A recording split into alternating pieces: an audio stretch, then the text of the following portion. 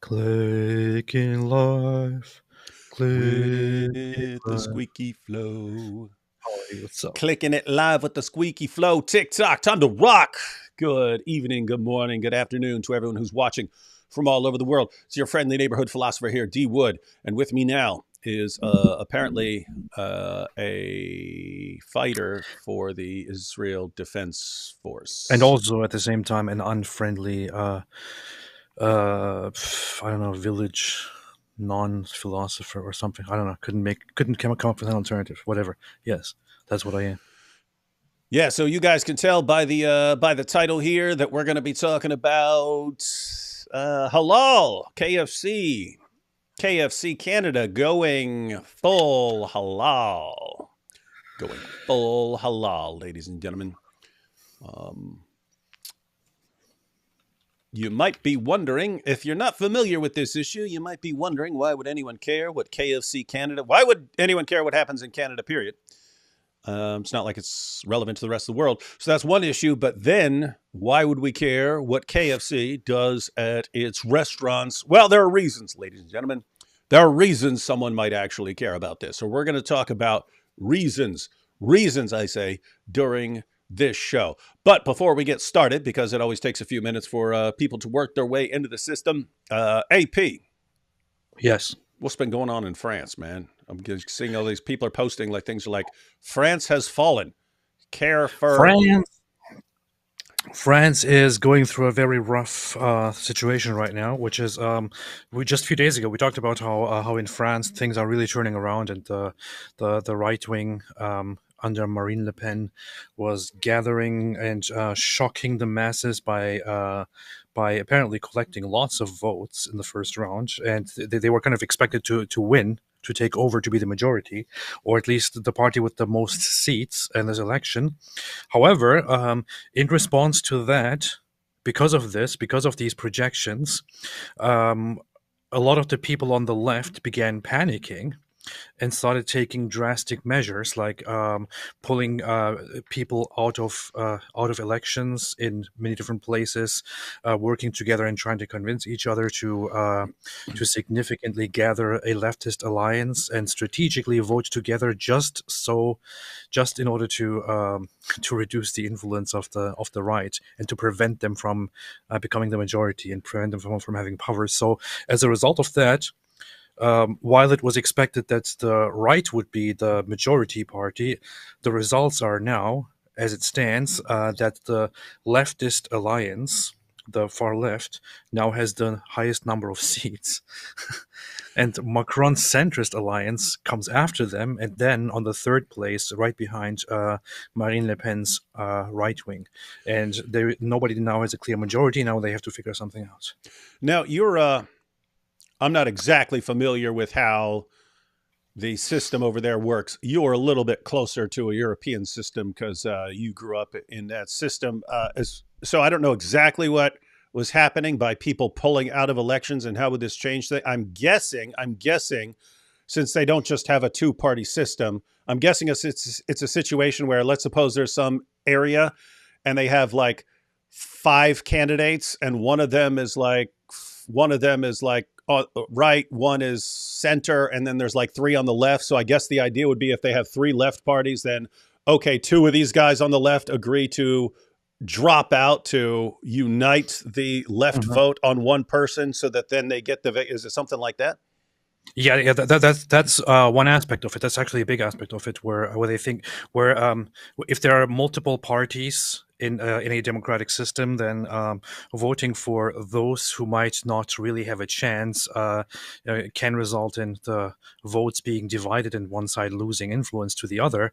So yeah, in this case, they thought, hey, let's put all our differences aside and come together, pull out all these unnecessary things. Let's unite together. Let's go for this alliance, so that we can increase our influence and not waste votes on inefficient inefficient candidates that will not lead you to any results, that will just give power to the other side. So they worked very well with this plan and actually succeeded, and are now the majority, have now formed a very significant part of the parliament. But the situation now is that so the radical far left in this approach has gathered a lot of seats. I think they have like between 180 and 190. But in order to form a majority and to form a government comfortably, they have to be over 290 seats. They are not even close to that. The center with Macron is lower than that. The right is even lower than that. So now the whole concern is that because of this whole move to prevent the right from taking power, they have basically paralyzed the whole democratic system and caused a mess where no government can be properly formed. This is actually the first time in the history of the current republic where such a significant disorder in numbers is taking place. But there are solutions to that. And some of the solutions are that the left will most likely approach the center, Macron, and they will figure things out and work together just to exclude the right wing from having any power. And will make compromises and work together. And the problem is that the left has some very, very messed up promises and policies for the future of France. And the one thing that you don't want to do, apparently Europeans should have learned that in school. The one thing that you don't want to do is to say, oh, look at that. A large portion of our population wants to vote for this other extreme side. Therefore, what should we do? We should instead go for the opposing extreme side. If you do that, what you will cause is, and this should be understood, and this was also part of much of what happened before World War II. This will result in not more unity, not more stability, but more unrest. Yeah, you're going to radicalize the other side. Possible civil war, if not worse. So this is just so stupid. Yeah. That's what there is in all these discussions, there's always this part of me that says, you guys get what you deserve. You get what you deserve. You asked for it, and now you're getting it. We warned you for decades, and you just called everyone names, and now you're getting it. But at the same time, there are lots of people who didn't want any of this and are just trying to do the right thing and so on. And they have to now be on the receiving end of the destruction of their society. Wild, well. So what was crazy is, because I obviously haven't been following it terribly close, but I would see these posts. Leftists are rioting because they're losing the election. And then when they pulled all these stunts, and then they're going to win, and then it says leftists rioting and attacking police to celebrate their victory. It's like, wait, these guys riot and burn cities to the ground whether they win or lose. It's kind of wild stuff. Like, hey, hey guys, no matter what happens, we are burning this place to the ground tomorrow. It's done. Whatever happens, win or lose, we are burning our city to the ground. There are actually currently violent celebrations going on, which is very, very funny because normally when they protest, the excuse is that violence is a means of resistance against the oppressor. But why are you using violence now after a victory? It clearly looks like it's not about resisting. It looks like they're just looking for an excuse to be violent. Some people are looking for an excuse to burn everything to the ground. All right, guys, so that's your update on the situation in France, loosely connected to what the situation is in Canada, because there are a bunch of French people up there. Yeah. The one good thing about it is that I don't know if that's a good thing or not, but the current French Republic is called the Fifth Republic, which is because it's the fifth time that a French Republic has been formed. Because the French people have a habit of, as it was during the French Revolution and all that, a habit of being very, very, very, very active about their political issues. So rioting and trying to destroy it and build it from scratch is not very uncommon among the French. So. Well, that's good. So there's a bright side, ladies and gentlemen. If you destroy your society and then rebuild it just a few more times, you can get it right up to a nice even number of 10. 10th Republic. Welcome to the 10th Republic. Alhamdulillah. Powerful, powerful, powerful. All right, but we are going to be on the topic of halal food. Let's take a couple super chats real quick, and then we're going to check out what's going on in Canada. Hey, David, new ex-Muslim Christian here from yesterday's live. Can you talk to Sean McDowell about Islam? He made a Boost. video about Christians talking to Muslims. Would be nice to have to have balanced perspectives. What do you mean balanced perspectives? Is his unbalanced and he needs me to balance him out? I know Sean. What's going on? Although I have to say, this is the second time someone mentioned a recent video he's posted something where he's going to a mosque or something like that, which I'd be all in favor for. We'll have to check it out. Maybe I'll get Sean on here. I know Sean. Maybe I'll school and humiliate him in front of everyone and shame him. The only Sean I know is Sean the Sheep. Yeah, for anyone who doesn't know Sean McDowell, he's the son of Josh McDowell. That was the first, More Than a Carpenter was the first apologetics book I read that I actually knew I was reading apologetics. I had read some before, but I thought I was just reading like books about Christianity and so on. Then once I understood what apologetics was, it was some old guy. What was his name? Billy Buck. He was an old guy who'd been locked up for like 40 years or something like that. He walks up with More Than a Carpenter, which is Josh McDowell's books, little short book. And he walks up and he goes, my daughter sent me this. Looks like something you'd be interested in. And so he handed it to me. And I remember seeing that book, More Than a Carpenter, in the Christian Book Distributors catalog in the section Apologetics. But I didn't know what apologetics was. But then I found it out. And I read... That's when people apologize. Yeah, that's where people just apologize endlessly for being a Christian. We say, we're sorry for being a Christian. It does suck that the words sound so much alike, because I get that all the time. What are you apologizing for? Guys, apology in this sense has nothing to do with apologizing. It refers to... It was a legal term that referred to your defense against charges in a court setting. That's why Plato's book about the trial of Socrates is called The Apology. You read that. Socrates was not apologizing to anyone. In fact, he enraged them. Sorry, everybody. I'm sorry. Yeah, he enraged them so much that they sentenced him to death when they didn't need to. So he had the whole trial, and then they find him guilty, and then you get to propose your own sentence, and the opposition gets to offer their sentence and so on, and then they'll come up with some compromise and so on. And so they asked Socrates, "What should be your sentence?" He said, "Free food for life," and that ticked them off.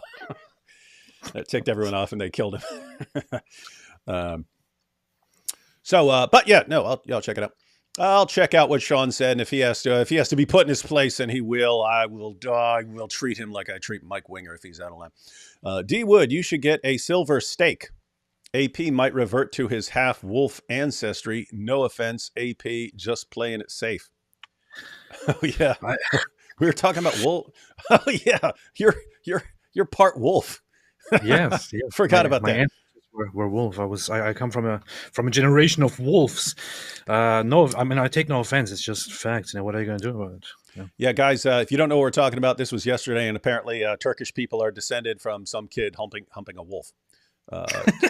True story. AP actually brought the receipts. He pulls up an article showing, Turkish people do come from some kid humping a wolf lady. Oh, just a wolf. Yeah. Hey, here's an interesting one. It says, no credible news organization is reporting this. I call BS. So as far as the Canada thing, no, I went to KFC Canada's website and I did find it. I didn't find the letter. We're going to look at the letter that people have been circulating, but I did find the announcement. So yes, I did find the announcement that they're going full halal in Ontario with a couple of exceptions on certain areas. So it's not BS. But yes, you're right. I couldn't find people reporting on it. I just found a bunch of people on Twitter sharing the letter. But yes, I did go to KFC Canada's website, and they are doing this. Their national anthem about to be "Oh Caliphate." Yep, that's about right. AP, you didn't read my second super chat yesterday. You absolute garbage person. I read everything that I found. When I said, from the donkey to the mule, AP will be free. You didn't read that? That would have been funny. From the donkey to the mule, AP will be free. You need to fix the meter, add a little bit, add a couple syllables in there to get the right meter. From the donkey to the mule, that is the correct meter. Also, play as Nietzsche for the Boom Boom Room. Now, you messaged me that said you may have a... You said you may have a Hitler costume. It's like, wait, what? You may have a Hitler costume. What? who who may have a Hitler costume?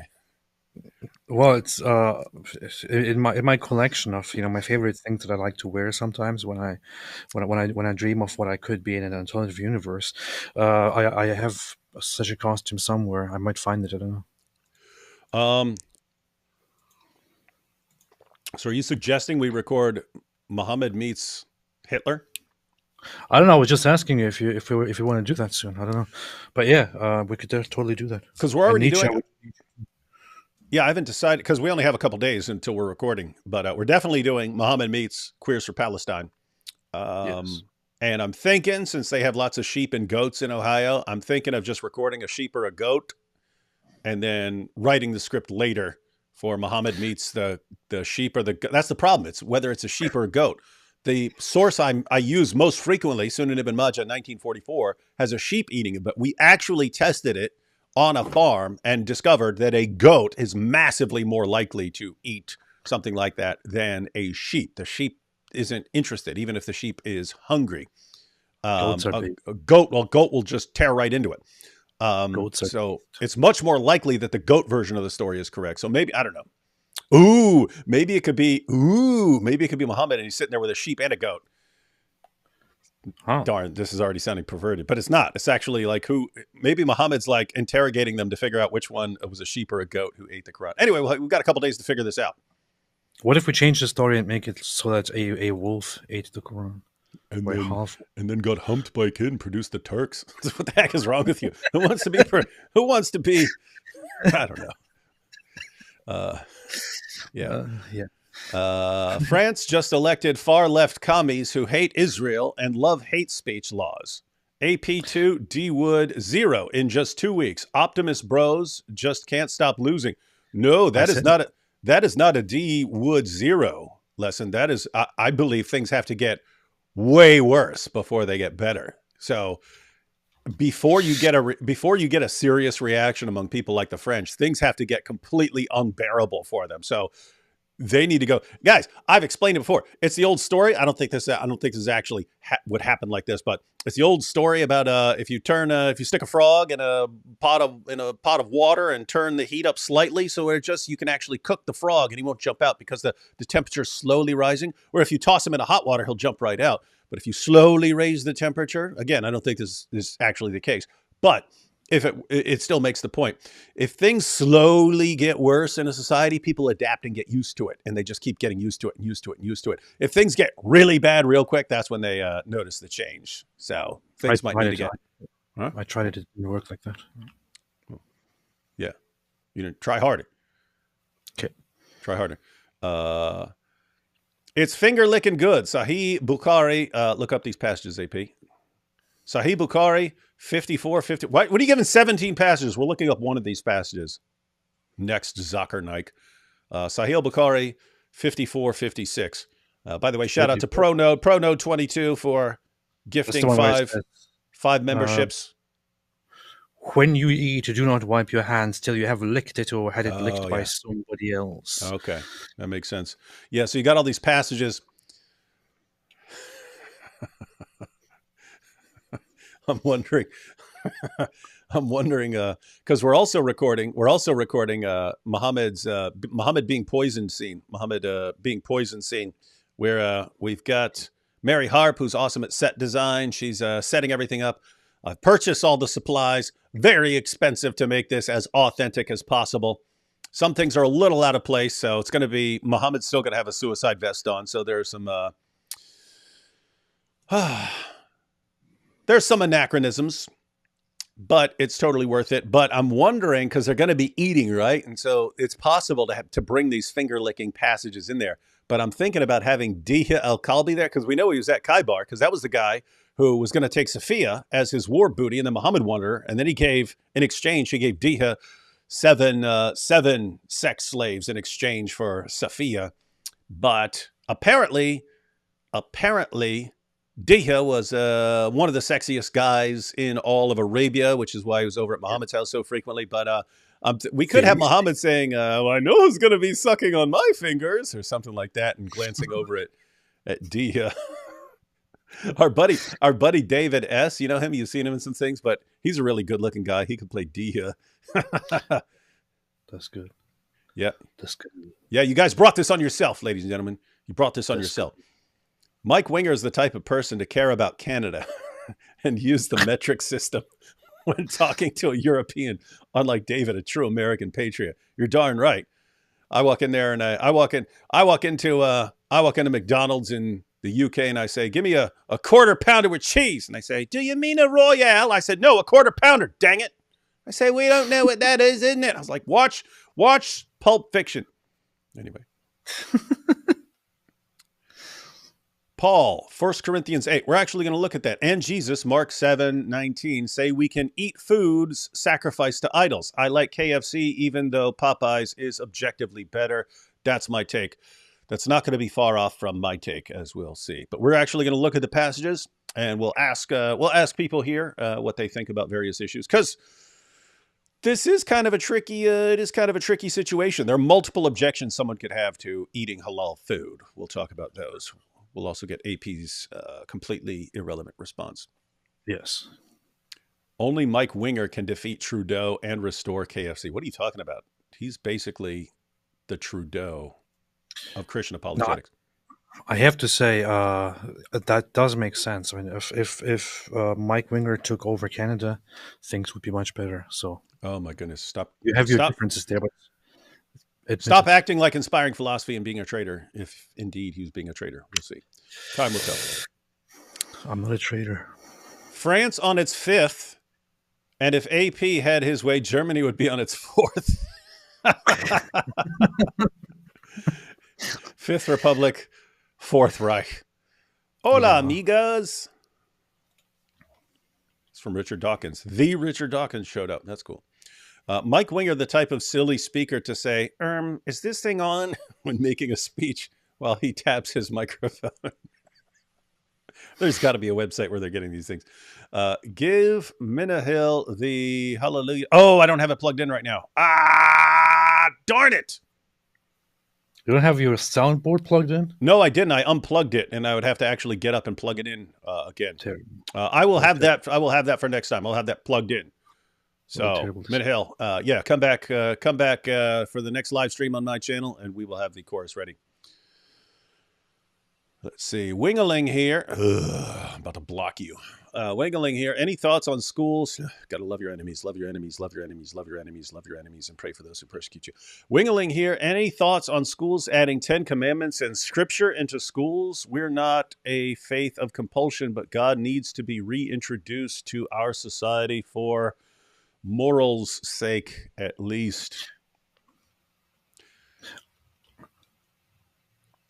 Aren't Wingalings the new Nazis or something? Yeah. What are your on? Yeah, I think kids need more guidance than they're getting. I'm not convinced of the value of just putting something on the wall. It always seems like whenever it was, hey, we got this 10 Commandments monument over here. It seems like more just to show that you were strong enough to get that in place versus doing something that's actually making a difference. Anyway, I don't know. I'm not convinced that you're changing kids' lives by putting something on the wall. You're totally changing lives. Alhamdulillah. In other words, I think kids got bigger problems than not seeing the 10 Commandments on a wall or something like that. So, yeah, not sure what to do. Not sure what to do about that. What if it's a mistranslation and it's 72 Virginians? Washington, Jefferson, Patrick Henry et al. Just wallop them in the afterlife. That would be funny. Yeah, that would be funny. Mike Winger's the type of guy to say, this is a bit spicy when something has salt and pepper on it. AP got Hitler costume. Where do I buy one? Based. It is hard. Me. Yeah, you can. Ooh, maybe you can appear in the costume and then give it to a fan. Yes. Like Nut is here because there is a large Muslim diaspora in Canada. All of the Muslim food YouTubers who live there keep whining about Palestine. That's weird. Muslims whining about Palestine? That's weird. France is burning. Well, I was watching. I recently started watching this show on Netflix. It's called Your Honor. I don't know Oh if gosh, you've I heard thought you were about to say cuties, man. I thought you were about to say cuties, going the Sneeko route. it. You are. It's called Your Honor, and it's an interestingly weird show. However, just yesterday, I think there was an episode where they were having a casual conversation, nothing to do with Islam at all, and then the daughter of this crime family, she's sitting there, and apparently she's learning about religion and she's starting to question her own religious things and stuff like that, and they don't want that. But anyway, in the middle of the conversation, she says something like she suddenly starts talking about Muslims and says, well, the Muslims have it all figured out. When they go to heaven, they get a busload of virgins. uh, and and what do the women get? The women get their husbands back. Like that's what she Yeah. that's what she says. And I was kind of surprised to hear that in a show, in a modern show nowadays. I That don't know. is, but yeah, that is extremely rare, and I have to say, pretty surprising. You may want to take that clip and actually share it or something like that. But yeah, I'm used to shows where, like Law and Order, they would occasionally bring up something about Islam, and they would have someone say something negative, but then instantly another character has to jump in and no, that's not what Islam Yeah. teaches. Islam's all about peace and tolerance. Stop believing the misrepresentations. Like it's like clockwork. Like anytime I'm watching an episode and someone brings up, oh, did this man kill his daughter in an honor killing? And then I'm wait for it, wait for it. Wait for it. No! If anyone kills a man in Islam, it's as if he's killed all mankind. This is like clockwork, and that's how they always are. I know. I was expecting. I was like, okay, no, this can't be it. They have to. They'll probably save it and not make it Islamophobic and all that. But no, they just said that and then moved on. It was kind of funny. Very very Islamophobic. I wanted to take that clip and immediately complain to Netflix and say, please take this down, or I will cancel my Netflix subscription or burn your place down because this is Islamophobia. I haven't done it yet. Oh, hey, yeah, I just went and looked up. Yeah, there is. Hang on. Matter of fact, let me bring up this comment by Minahill here. Oh, so we had France is burning. Is it? Are they actually burning stuff down? I saw them attacking cops. Is it burning again? Or is that figurative? Is that literal or figurative? Are people burning down France again? Probably figurative. Okay. Minahill says the imam that Sean talked to was portraying such a false, feel good version of Islam. Shocker. I'm all for peace with Muslims, but the Dawa deception has to go. This coming from an ex Muslim. Yeah, I looked at this. AP. This video is 29 minutes. It's on Sean McDowell's channel. We will check it My out. We will go through it live and we will humiliate this guy every time he's lying, and we will praise and honor him anytime he's telling the truth. it's hard to believe that a Muslim guy is actually presenting Islam as nice. Yeah, so yeah, and keep in mind, guys. So this is an imam. I have not seen the video, so he might be the nicest guy in the world. I don't know. I'm looking at the comments here. People are saying he's not being honest. Apostasy is taken very seriously. So apparently, he's saying that no, we're fine with apostasy or something like that. Okay, all right. So we are going to have to take a look at this. I'm looking at the other comments. So sad to see the deception in Islam. Beginning, he says there are bad translations and weird stuff. People saying, I genuinely do not know how you kept a straight face when he's talking about. Okay, all right. We're going to have to check that out. We're going to have to, we will check that out, ladies and gentlemen. It will be powerful. It will be epic. All right. We got some more super chats, but let's go ahead and jump into AP. Yes. What are your thoughts on halal food? If you're walking down the street and you're looking for a place to eat and you see a restaurant and it looks banging, it says halal. Do you have a problem with the halal, or do you go eat as long as it's not people who recognize you and want to saw your head off? And I would go on further and say that I would only eat at the halal place and want the other places to be demolished and destroyed completely for not following the halal recommendations or prescriptions. Yep. No, I personally don't care, honestly. If I see a halal place, I'll just and I like what I see. It smells good. I'm like, okay, I'm gonna eat that. I'm gonna eat that. But it's just a personal preference. But if you start imposing something like that, or adjusting your own cuisine and your own restaurants and whatever to for halal, standards, that's a little bit too far.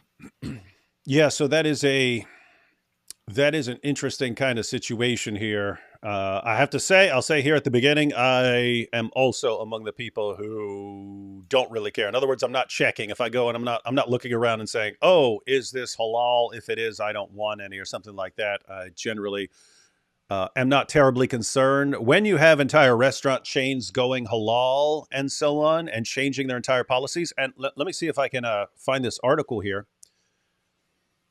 This is from 2018. This is from 2018. So this is a Courthouse News Service. So this is a legal article. Courthouse News Service. This is from 2018. So this is, let's see, given the month, it's 5.5 years ago. 5.5 years ago. KFC franchisee loses fight to market chicken as Muslim friendly. So this is 2018. It says a federal judge ruled Tuesday that a Muslim KFC franchisee cannot advertise his fried chicken to the Chicago area Muslim community as halal because, here it is, because KFC's corporate policy prohibits franchisees from making religious dietary claims about its food.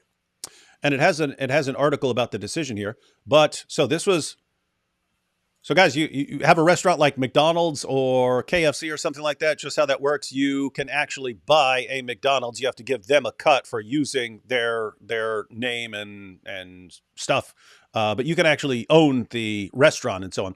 So you can buy a KFC franchise. So a Muslim owned a KFC franchise in, did it say? It says Chicago area. So in the Chicago area, lots of Muslims wanted to market the chicken as halal because he's only using halal chicken, and so he wants to advertise it. The judge ruled against him and said you cannot advertise your food as halal because KFC's corporate policy prohibits franchisees from making religious dietary claims about its food. So KFC's official policy in 2018 was, no, you can't do that. You can't advertise it. We're not taking sides on any of these religious matters. None of all that religious stuff, keep to the side. You can't advertise this way. Terrible decision, very Islamophobic. Fast forward to today. Fast forward just a few years. Let's go ahead and read this article, ladies and gentlemen. Well, not article. We'll read the letter. Again, this is the letter that's circulating on Twitter. I did not find the letter on KFC Canada's site, but I did find them confirming basically the same thing, that they're going halal. So here we have Kentucky Fried Chicken Canada Company, blah, blah, blah, blah, blah. Dear community leaders. So this was actually a few months ago, just started catching people's attention now. KFC Canada launching halal certified chicken in Ontario.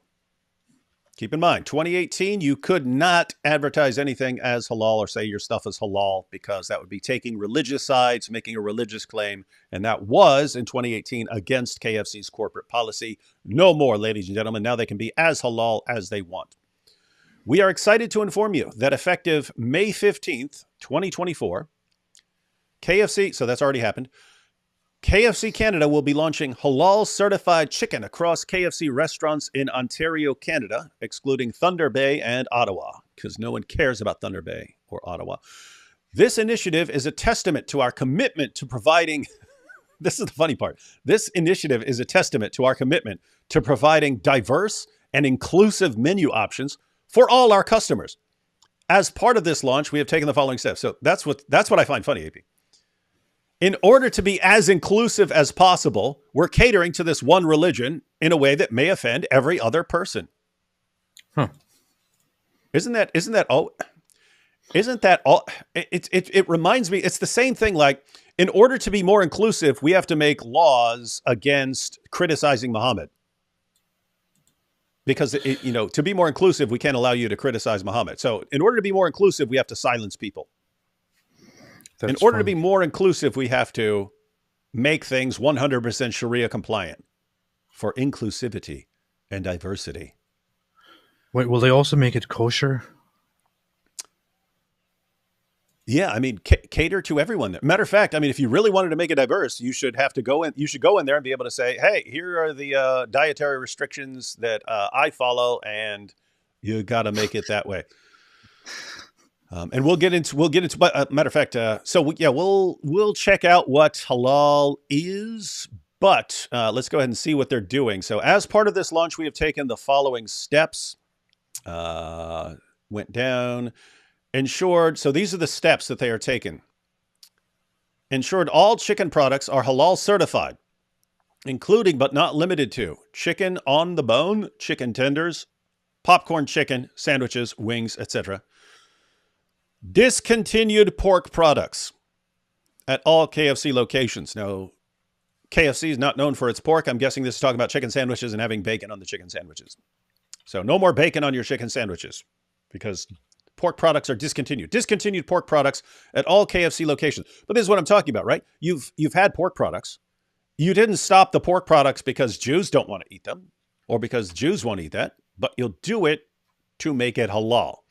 Discontinued pork products at all KFC locations, excluding establishments co-branded with Taco Bell. So if it's one of those joint locations that has a KFC on one side and a Taco Bell on another, they say, okay, they don't have to because then the Taco Bell would have to get rid of pork too. Partnered with halal suppliers. So they're partnering with halal suppliers such as Maple Lodge Farms, home of Canada's #1 halal brand. Wow, quite an honor. Zabiha Halal, with long-standing experience delivering halal products to the Muslim community. Wow, Zabiha But Halal. did you say Zabiba? Oh, Zabiba. Oh, Okay. Zabiha. Oh, I see. It'd be funny if it was called Zabiba, or matter of fact, it'd be even funnier if it was called Zabubas. Zabubas Halal. Zabubas. Trained Ontario restaurant staff on halal operational procedures. So all the KFC restaurant staff had to go to training from our Muslim friends on how to be 100% halal. And they learned to be good boys. And yes, and here's how you pray. Collaborated with KFC. Collaborated with KFC Canada Muslim team members on the halal rollout. Awesome. They've collaborated with KFC Canada Muslim team members on the halal rollout. Keep in mind, this is all for inclusivity. Going full Sharia compliant is just for inclusivity. So happy to see that. Wow. Halal certified chicken will be available at KFC restaurants in Ontario starting May 15th, 2024, followed by the rest of Canada. Wait a minute. Followed by the rest of Canada. I didn't even read that. Followed by the rest of Canada by year end. So Canada, it's Ontario now, but all of Canada will be halal certified. That's the KFCs will be halal certified by the end of the year. We sincerely appreciate your partnership. And if you have any questions or would like further information, please feel free to reach out. Lookman, I wonder who that guy is. Research and Development and Operations Manager, KFC Canada. Yours truly, Kentucky Fried Chicken Canada Company. Well, isn't this a peach here?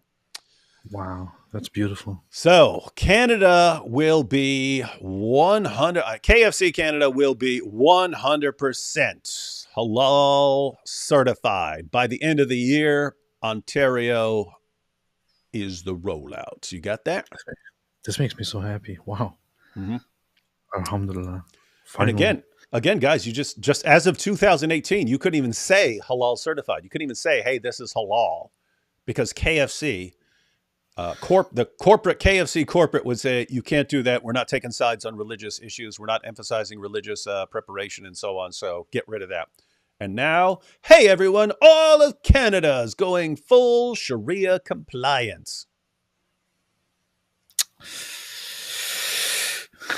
Beautiful. Yeah, and I'm kind of like AP. If I were in a KFC and some of that chicken had been halal, I really wouldn't care.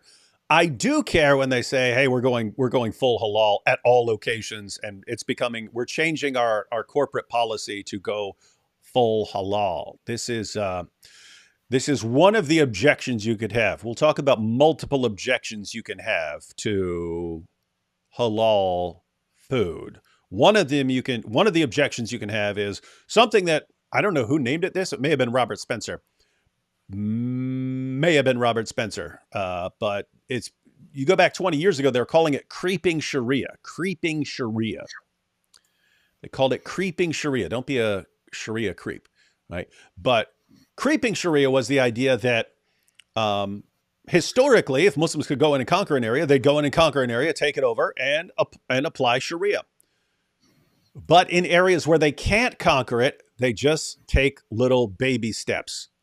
But they're relentless with their little baby steps. Hey, can you tweak this little law? Can you change this over here? Can you make this change right here? Can we change the city policy over here? Can you change your restaurant's policy?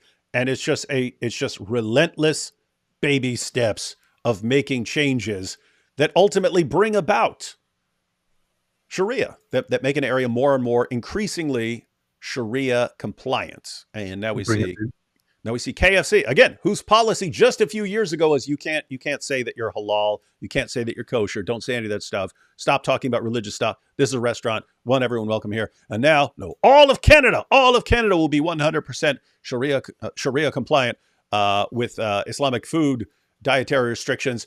And this is for inclusivity, ladies and gentlemen, inclusivity.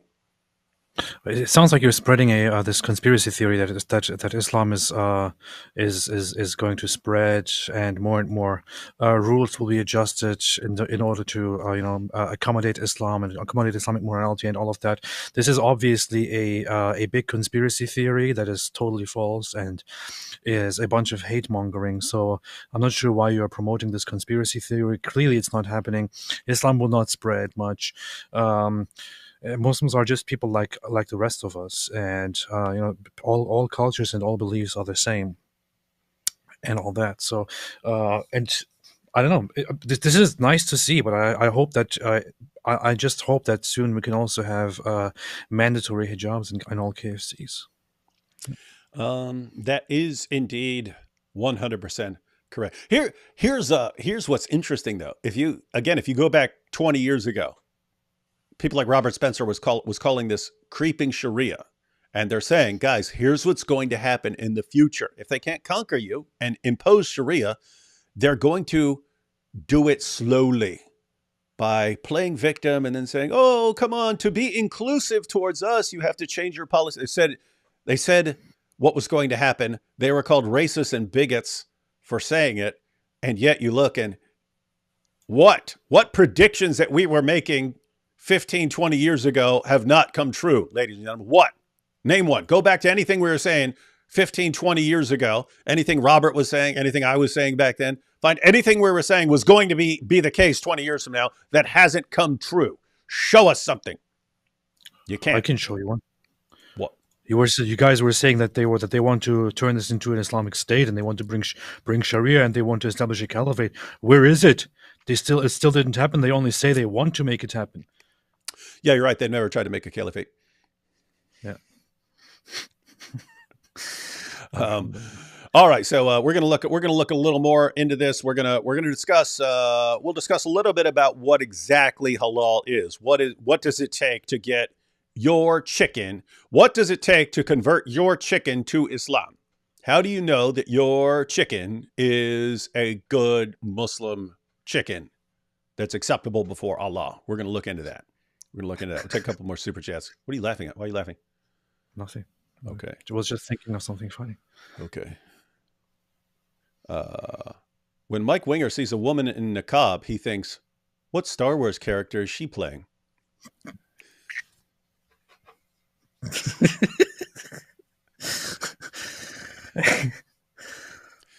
Mike Winger is the type of guy to fart in a toilet and flush. I have to say, I like people making fun of Mike Winger constantly. That is one of the highlights of my day. San here says, Mike Winger, the type of guy to be named Mike Winger. I know, isn't it a joke? Like of all the dork names you could have. I'm Mike Winger.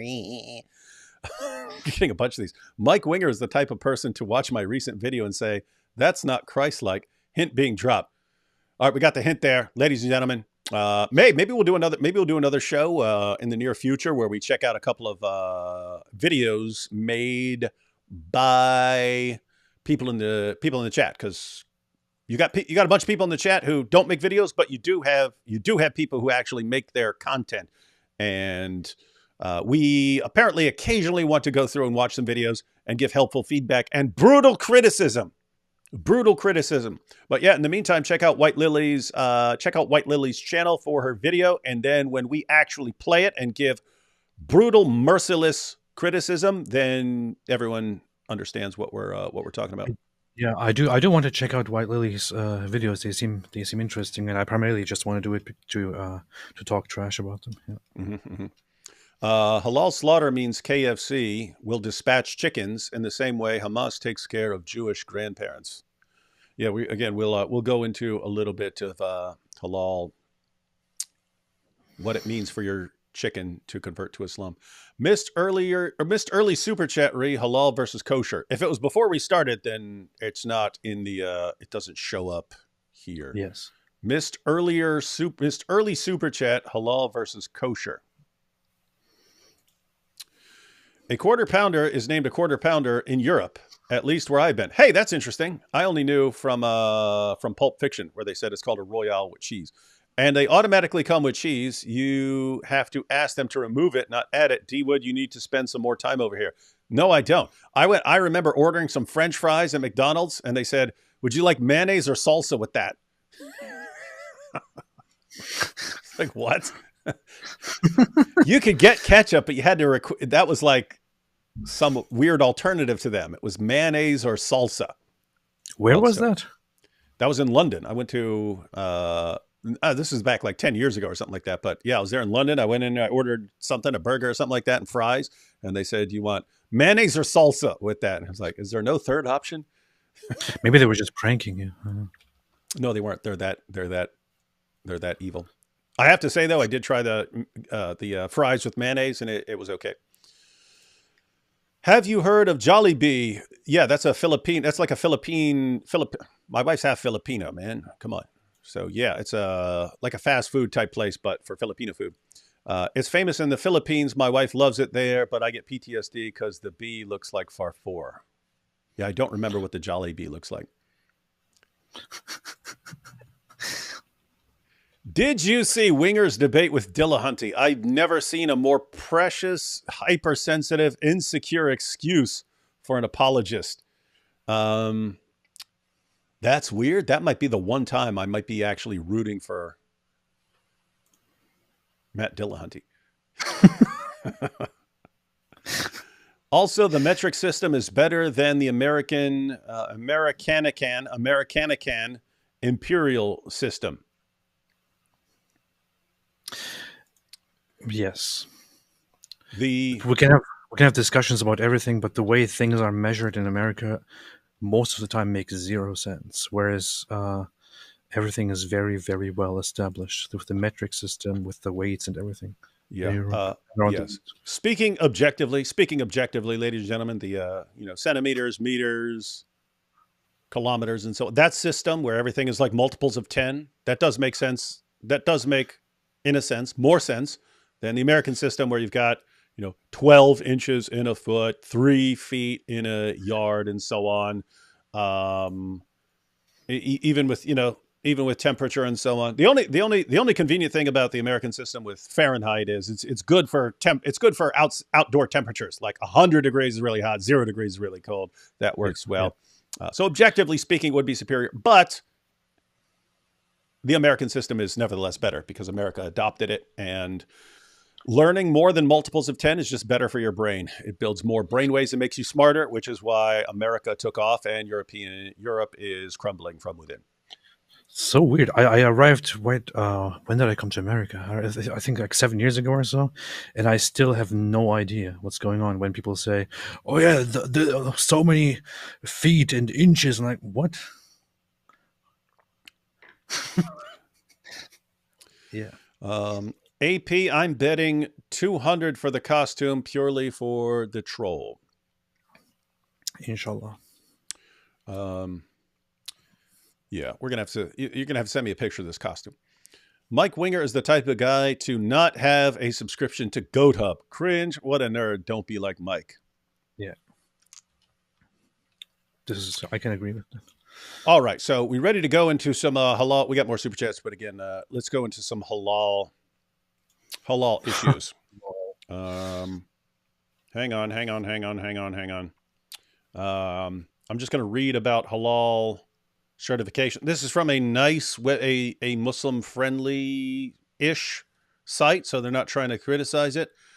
Scrolling down through here to find out exactly what. Okay. Oh, this was a trial. Let me go and read this real quick. Halal slaughter is more complicated than you realize. As the Muslim populations of Western nations continue to grow, controversy over the halal slaughter of animals has intensified. We asked Dr. Temple Grandin the question that's most often at the center. Is halal slaughter humane? Oh, this is wild. Halal or not? That is a question.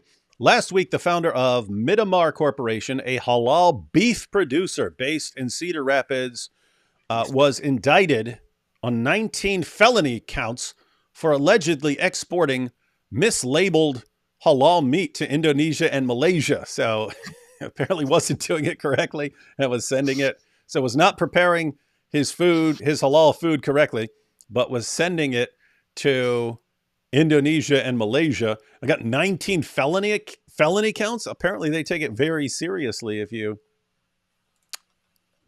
label something halal and it's not. 19 felony counts? What a waste of humanity. The two countries both have Muslim majority. Indonesia has the largest Muslim population, blah, blah, blah. And both follow strict import policies to ensure that any meat that crosses their borders was slaughtered under halal guidelines. They want their cows to be 100% Muslim before they're not crossing the border. Which Muslim countries are we talking about? Indonesia and England? Indonesia and Malaysia, but England would be pretty much probably more strict. Midamar founder has been accused of processing the Southeast Asian-bound beef in a Minnesota plant that didn't meet the country's standards, then changing package labels and fabricating documents to make the meat acceptable to importers. Can you imagine how many thousands, tens of thousands of Muslims ate non-halal food? You know what that reminds me of? That reminds me of the guys who sell camel urine.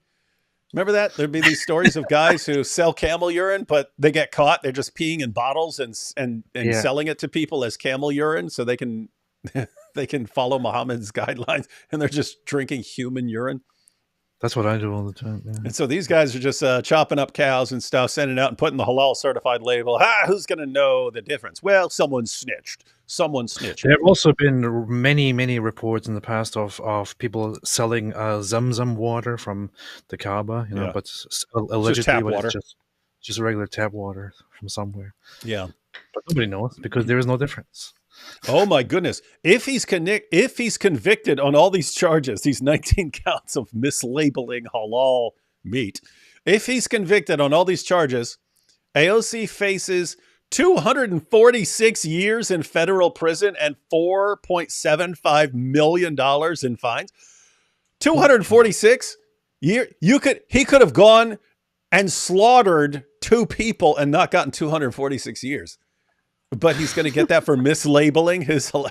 They take this really seriously, man. Yeah, you mislabeled the halal food. You could have murdered, dude. You could have murdered someone and gotten less time. Then these people are nuts, man. I've known a lot of criminals. That is a lot of time for mislabeling some food. Anyway, I just want to get to the part where they explain what halal certification. The Midamar trial is just the latest in a series of headline-grabbing scandals about halal slaughter over the past few years. Though the most recent controversy is an American one, many of the news stories about halal meat have originated in Europe. Shocker. Always starts in Europe. As the Muslim population there surges, it grew from 29.6 million in 1990 to 44.1 million in 2010 and is projected to exceed 58 million by 2030. So basically doubling the Muslim population since 1990 within the next couple of years. If the trajectory continues as it is. Keep in mind, if everyone just watches our live streams, watches our videos, pays attention, learns a couple of things, and exposes Islam, Those apostasy rates, we got them to 24. Let's get them to 50. Let's get them to 50 and then get them to 100 by 2030. Halal slaughterhouses have become important businesses in countries such as France and Germany, whose Muslim populations have grown exponentially. In other words, as the Muslim population booms, businesses that prepare meat want to take advantage of that situation, and so they market towards them. All right. Fraudulent labeling aside, the question that's most often posed about halal slaughter is it humane? In conventional slaughterhouses, and I mentioned that what are you laughing at? Humane? Nobody cares. Allah doesn't care. Yeah, guys, so I mentioned that there are multiple possible objections to halal food. One I mentioned is creeping Sharia, that you can say, I don't care how this, I don't care what the process was to make this food. I want the food and I don't really care how it got here. So you could be like that, but you could also say, hey, I don't want these baby steps towards Sharia and taking over entire industries and stuff like that to make them more Sharia compliant. So that was one. Another one is you could have an objection to how the animals are treated. So this is what we're getting to. Is it humane? In conventional slaughterhouses, cows, pigs, and sheep are stunned before they're killed. They stun them. Zap, they're unconscious. Then they kill them. They're stunned before they're killed using a captive bolt pistol. Oh, okay. So that's the thing that pops through their head. They're stunned before they're killed using a captive bolt pistol, i.e. a variation on the freaky weapon wielded by Javier Bardem in No Country for Old Men. He had that thing and he turned on the air and it just shoots a bolt that goes through a skull. A variation on the freaky weapon wielded by Javier Bardem in No Country for Old Men, which forcefully strikes the forehead of the doomed animal, rendering it unconscious and therefore unable to feel pain before it hits the killing floor. So, yeah, they have various methods of trying to make it as painless as possible for the animal. So you could give it a shock. You can put a bolt through its head or something like that. The idea is something that's quick, as opposed to slicing it and letting it slowly bleed out. But when it comes to halal slaughter, the issue of pre-dispatch stunning is a fraught one. So yeah, I'm wondering too why they don't. Oh, they explain it. They explain why the halal camp doesn't want to stun them. Okay, here we go. The word halal translates to what is permissible and is the opposite of haram or forbidden. In order for an animal's slaughter to be considered halal, it must be healthy and free from suffering prior to its death. It must be killed by a believer. Okay, so that's one thing. The animal has to be slaughtered by a Muslim.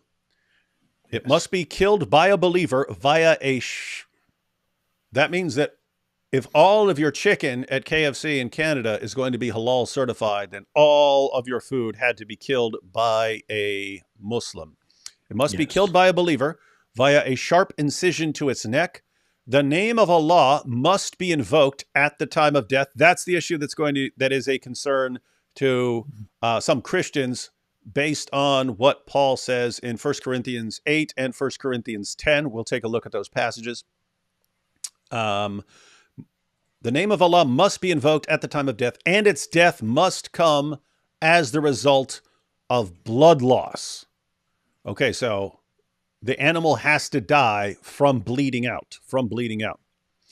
Because Muslims are forbidden to consume blood, the animal must bleed out completely before it's cooked.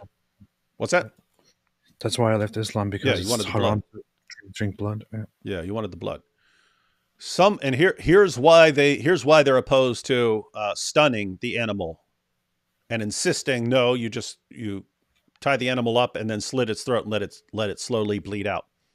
Some Muslim authorities worry that a stun gun might stop an animal's heart prior to the ritualistic neck cut that is supposed to kill it, rendering it not halal. So if you stun it, they're worried that this might actually stop its heart or something like this, and then it's not bleeding out properly. All the blood's not coming out. You've done this all, and so this thing isn't even halal. You've stunned it, and now you're making it not halal. Halal slaughterhouses that subscribe to this belief don't employ the pre-death stun. And if something goes wrong with that neck cut, if it's not fast enough or clean enough and fails to sever the carotid arteries and jugular veins as it's intended to, and the animal takes a long time to die, that's where the question of animal welfare comes in. And I have seen issues like that where people are, it's taking a long time to kill animals. You got people and their knife is dull and so on. And there are all those kinds of criticisms. I'm looking, seeing if we want to continue reading this, but we already got the idea. So so again, you can object to the idea of creeping Sharia. So you're just opposed to things becoming more Sharia compliant, which is what happens when corporations start adopting halal food restrictions and so on. You can have an ethical objection to the way the animals are treated. In other words, if you have two cows and one is killed using the halal method and the other one is killed using what are now normal methods, you stun the animal, it's not feeling anything, and you kill it. You'd say, okay, this one doesn't involve the animal suffering, this one does, therefore I would prefer this other one. So you could object to the halal method, the halal system. And then you could have a religious objection because the name of Allah is being pronounced over this animal. They give the Bismillah and they say Allahu Akbar after every little chicken, every chicken that's killed. It would have to be killed. Every chicken that you are going to eat in Canada at KFC, mind you. That animal was slaughtered by a Muslim and the name of Allah was pronounced over it. So multiple objections you could have to all of that. We will explore these here. You know what the funny thing about all of this is? In the Quran, it actually let me check that. But in Islam, it's actually originally acceptable to also eat meat that was slaughtered and provided by Christians and Jews. So that is actually permitted. However, over history, there has been disagreement on how that rule is applied and if it is applicable or not. Some the major mainstream, Muslims, many of the schools still say, yeah, this applies. I mean, this is a command, so it applies. We can eat if Christians slaughtered it, as long as it's not, pork or something that we're not allowed to eat by nature. Others say no, that only applied at a certain time or only to Christians and Jews before the arrival of Islam, but is no longer valid. What probably happened is, again, in this case, Muhammad making rules based on what he thinks Jews and Christians are and what they do. And later, of course, after Muhammad's death, they pretty much find out that that Christians and Jews don't act like Muslims at all. And then they're like, wait a minute, Christians don't do this whole stuff that we do. So are we really allowed to eat their food or not? So there's a whole dispute about that. Yes, we got multiple disputes. Another one is so here you have it in KFC. I'm trying to think of the time when I talked about this before, not during a live stream. This is back in the blogging days. But the reason it came up back then was, I think it was the UK. I'm not positive because it's a long time. It was probably over 10 years ago. But the issue that came up back then was schools. Schools in the UK, I think it was the UK, were in certain areas were switching to halal only meat. And it was but think about this, because it's an example of what happens to the entire society eventually. You've got kids, right? You've got kids. And all of a sudden you end up with lots of Muslims in the school. And the Muslim parents are complaining, hey, you have the school lunches and they're not halal. So they need to be halal. And so they keep complaining and keep complaining and keep complaining. And then for the sake of inclusion, the school decides to serve only halal food. Oh, what's that do? Now your halal certification is being imposed on all the kids in the name of inclusion. And so now you just change the diets of everyone at the school, including the non-Muslim kids so that those non-Muslim kids are eating Sharia compliant meals for the sake of inclusion. So that's why I looked into this a long time ago. But guys, that's exactly what happens in a society. And you can see it happening in Canada. It's, hey, your restaurant needs to cater to Muslims for the sake of inclusivity. And so, okay, well, we'll change all the rules. But now that's imposed on everyone. And now everyone there has to go through, everyone who works there has to go through re-education and learn how to do everything the Islamic way. And it's like, do you really want that? You really want that? You want every supermarket, every business, every company, every restaurant has to keep going more and more Sharia compliant over time. Wild, wild stuff. All right, we'll take some super chats, and then we're going to look at the religious objection, ladies and gentlemen. The religious objection. So we're gonna read some passages from the Bible. In which case, AP is probably going to burst into flames upon hearing. Go read something from the Bible. Okay. DC says, it sounds like I should bring the progressive pride flag niqab I made for my own comedic ventures with me to Ohio. Trying to think of where that would be relevant, DC, because as I've said, no one has ever ordered more Queers for Palestine merchandise than I ordered the other day. Because I didn't know what we were going to, you kind of don't know until you pull it out of the box. It's going to work or something like this, and we don't want our outfits to clash, because that would be a dead giveaway that we're not actually Queers for Palestine, right? These guys are going to have very well coordinated, very nice outfits and so on. So anyway, I got a bunch of hats. I got various glasses, various shirts, wristbands. What are they called? Boas, those things that people wear, those feather things that people wear around their necks. Got it all. Various hair colorings. I got a blue wig for AP so he can be gay P. I already have a blue wig. What do you want? Well, I didn't know if you're going to bring it, so I got you one. Of course I'm going to bring it. What are you talking about? I got 4 different colors of hair wax for my hair, so my whole entire head can literally be a pride flag. But it's going to be actually. You know what we should do? What? We should also do an extra episode where or a different video where a neo-Nazi, an Islamist, and a leftist progressive guy together meet Muhammad and like talk to him with complete admiration and all that. That is weird how basically nothing unites all these groups except hatred of Jews and love for Muhammad. That's it. Those are the only two things that can unite all these very otherwise very opposed to one another groups. It's so ridiculous, man. You think? Man. Mike Winger is the type of guy to go to a KFC and ask, "Are there any vegetarian options?" Yeah, we can give you a chicken club sandwich without the chicken. Hi, another wingling here. Okay, another guy I have to block. Hosta Mahogany. Remember to block that guy later. Hi, another wingling here. I actually clicked on this video thinking that David Wood was Mike Winger. I always thought Mike was pretty cool. Regards. Oh, gosh, there's so much wrong with that comment. I'm just going to pretend that never happened, and I will delete this part of the live stream afterwards. Alhamdulillah, that's beautiful. Don't get rid of Dawa guys. They are destroying. We don't want to get rid of the Dawa guys. What would we do without them?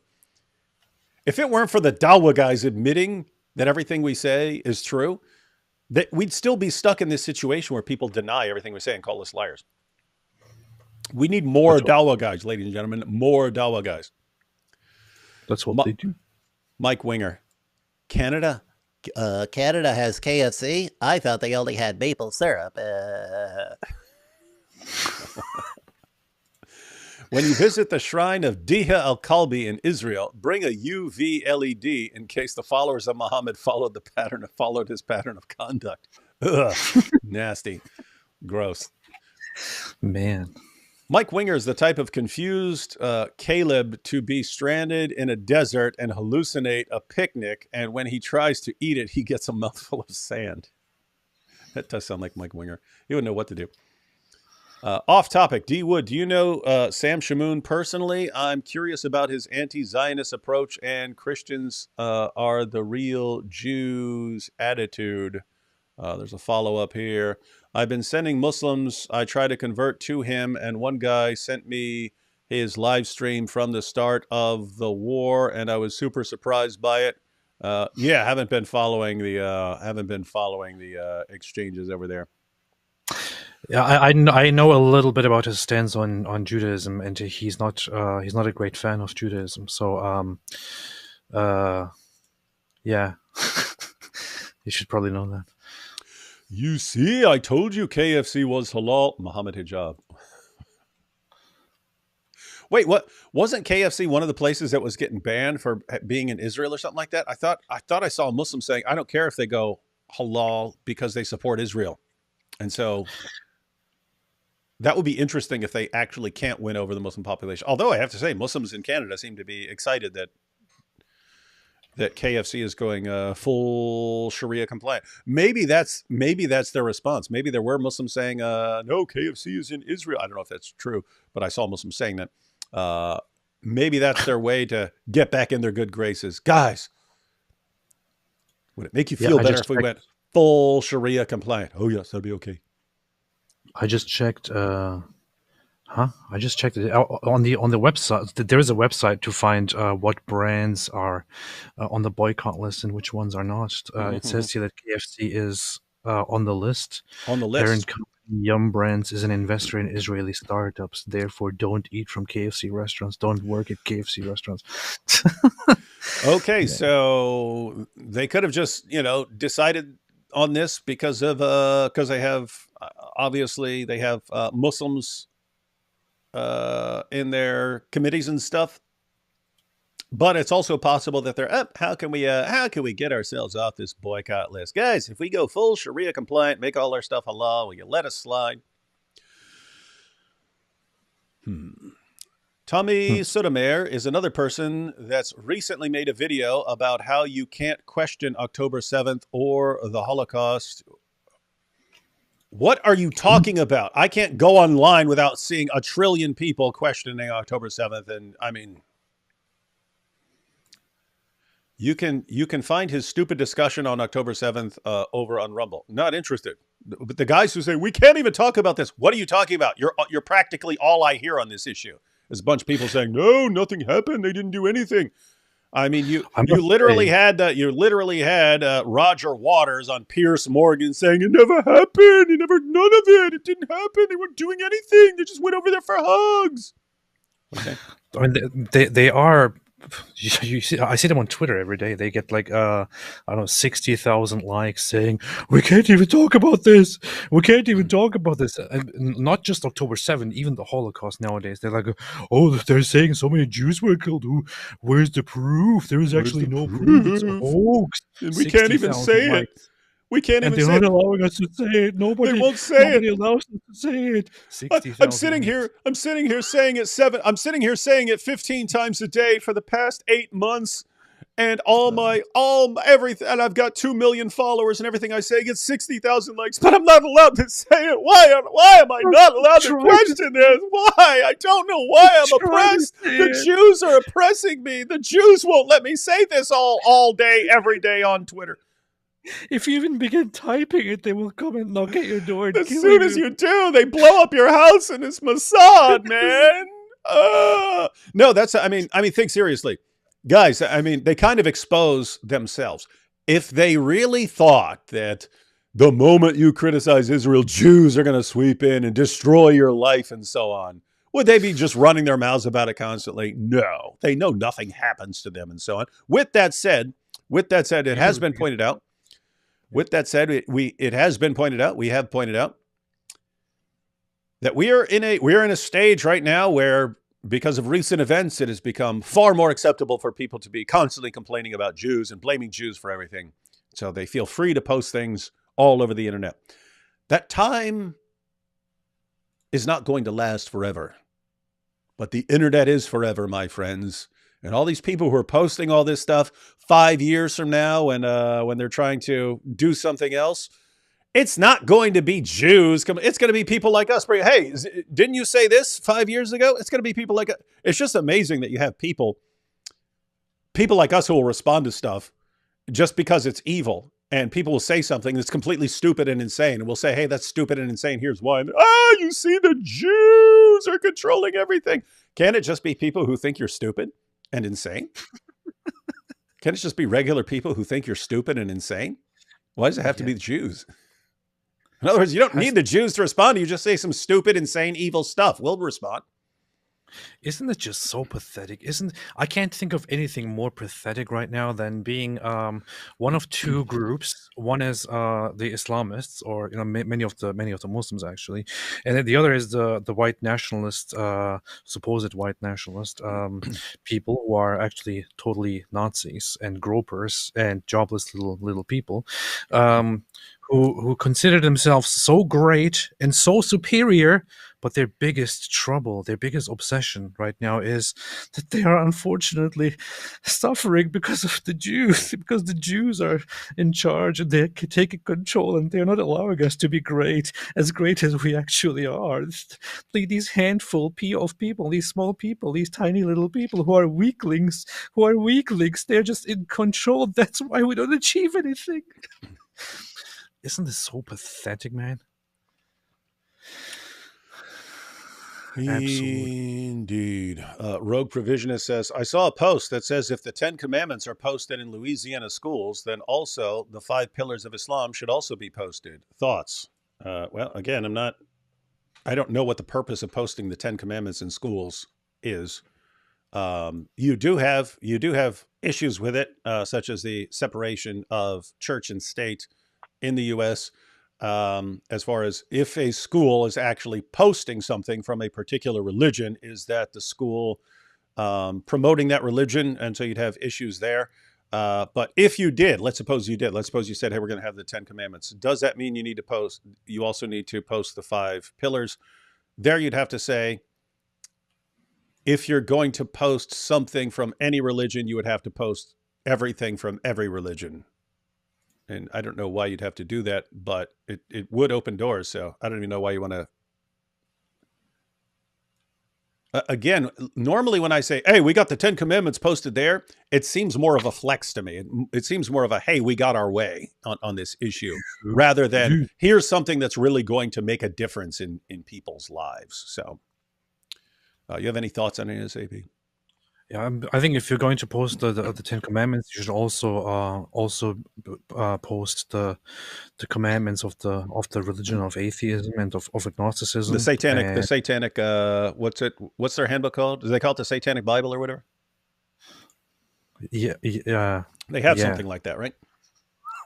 You guys have something like that, right? Well, now you're an agnostic, so you don't adhere to that. But when you were an atheist, you had this. I was reading it every night. I was reciting it every night. I was like,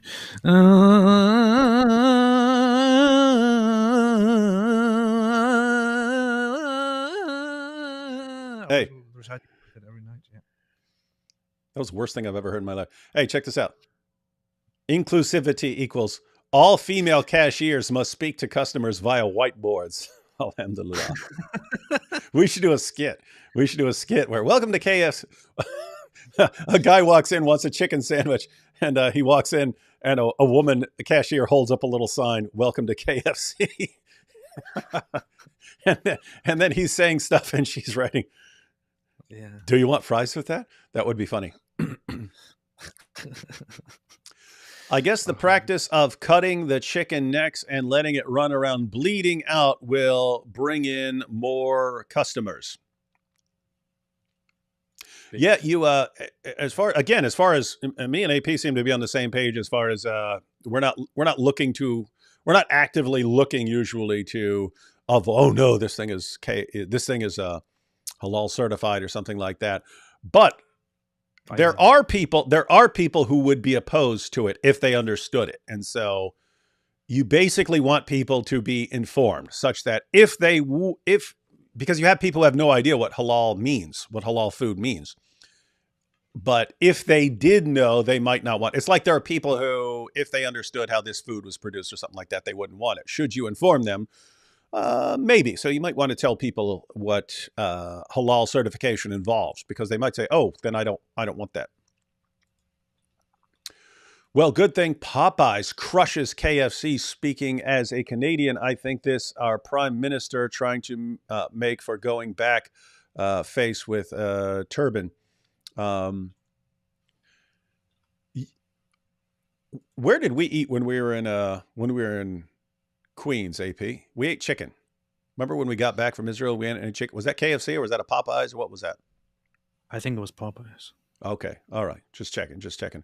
If so, then I don't think I've eaten at KFC in like 10 years. I remember my last experience. I went and ordered a little basket of chicken and it was like pure grease. And obviously it's just that location. It's just that location, but it was like drenched in grease. And I was like, this is disgusting. Is KFC falling off? Did they just, because when I was growing up, KFC was awesome, man. You get some chicken and biscuits and mashed potatoes and gravy and stuff like that. That was a good meal. Anyway, I went there one day. I was like, have they just fallen off? I'm not interested in eating here anymore.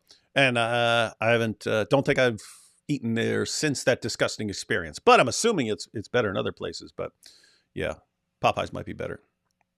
Alhamdulillah. Let's see. Hey, David, I saw Carlos Xavier on your channel debating Anthony Rogers on the Trinity. That must have been years ago. I've been considering challenging him myself on that same topic. Do you think I should? Chaos, I'm not your boss. If you want to be completely humiliated due to your lack of debate experience, then by all means, challenge people. No, seriously, Chaos, if you want to get in debates, it's good to do lots of debates. Lots of them. Search AliExpress World War II German costume. You're welcome. Huh. Well, I would never check there. So AliEx World War II German costume.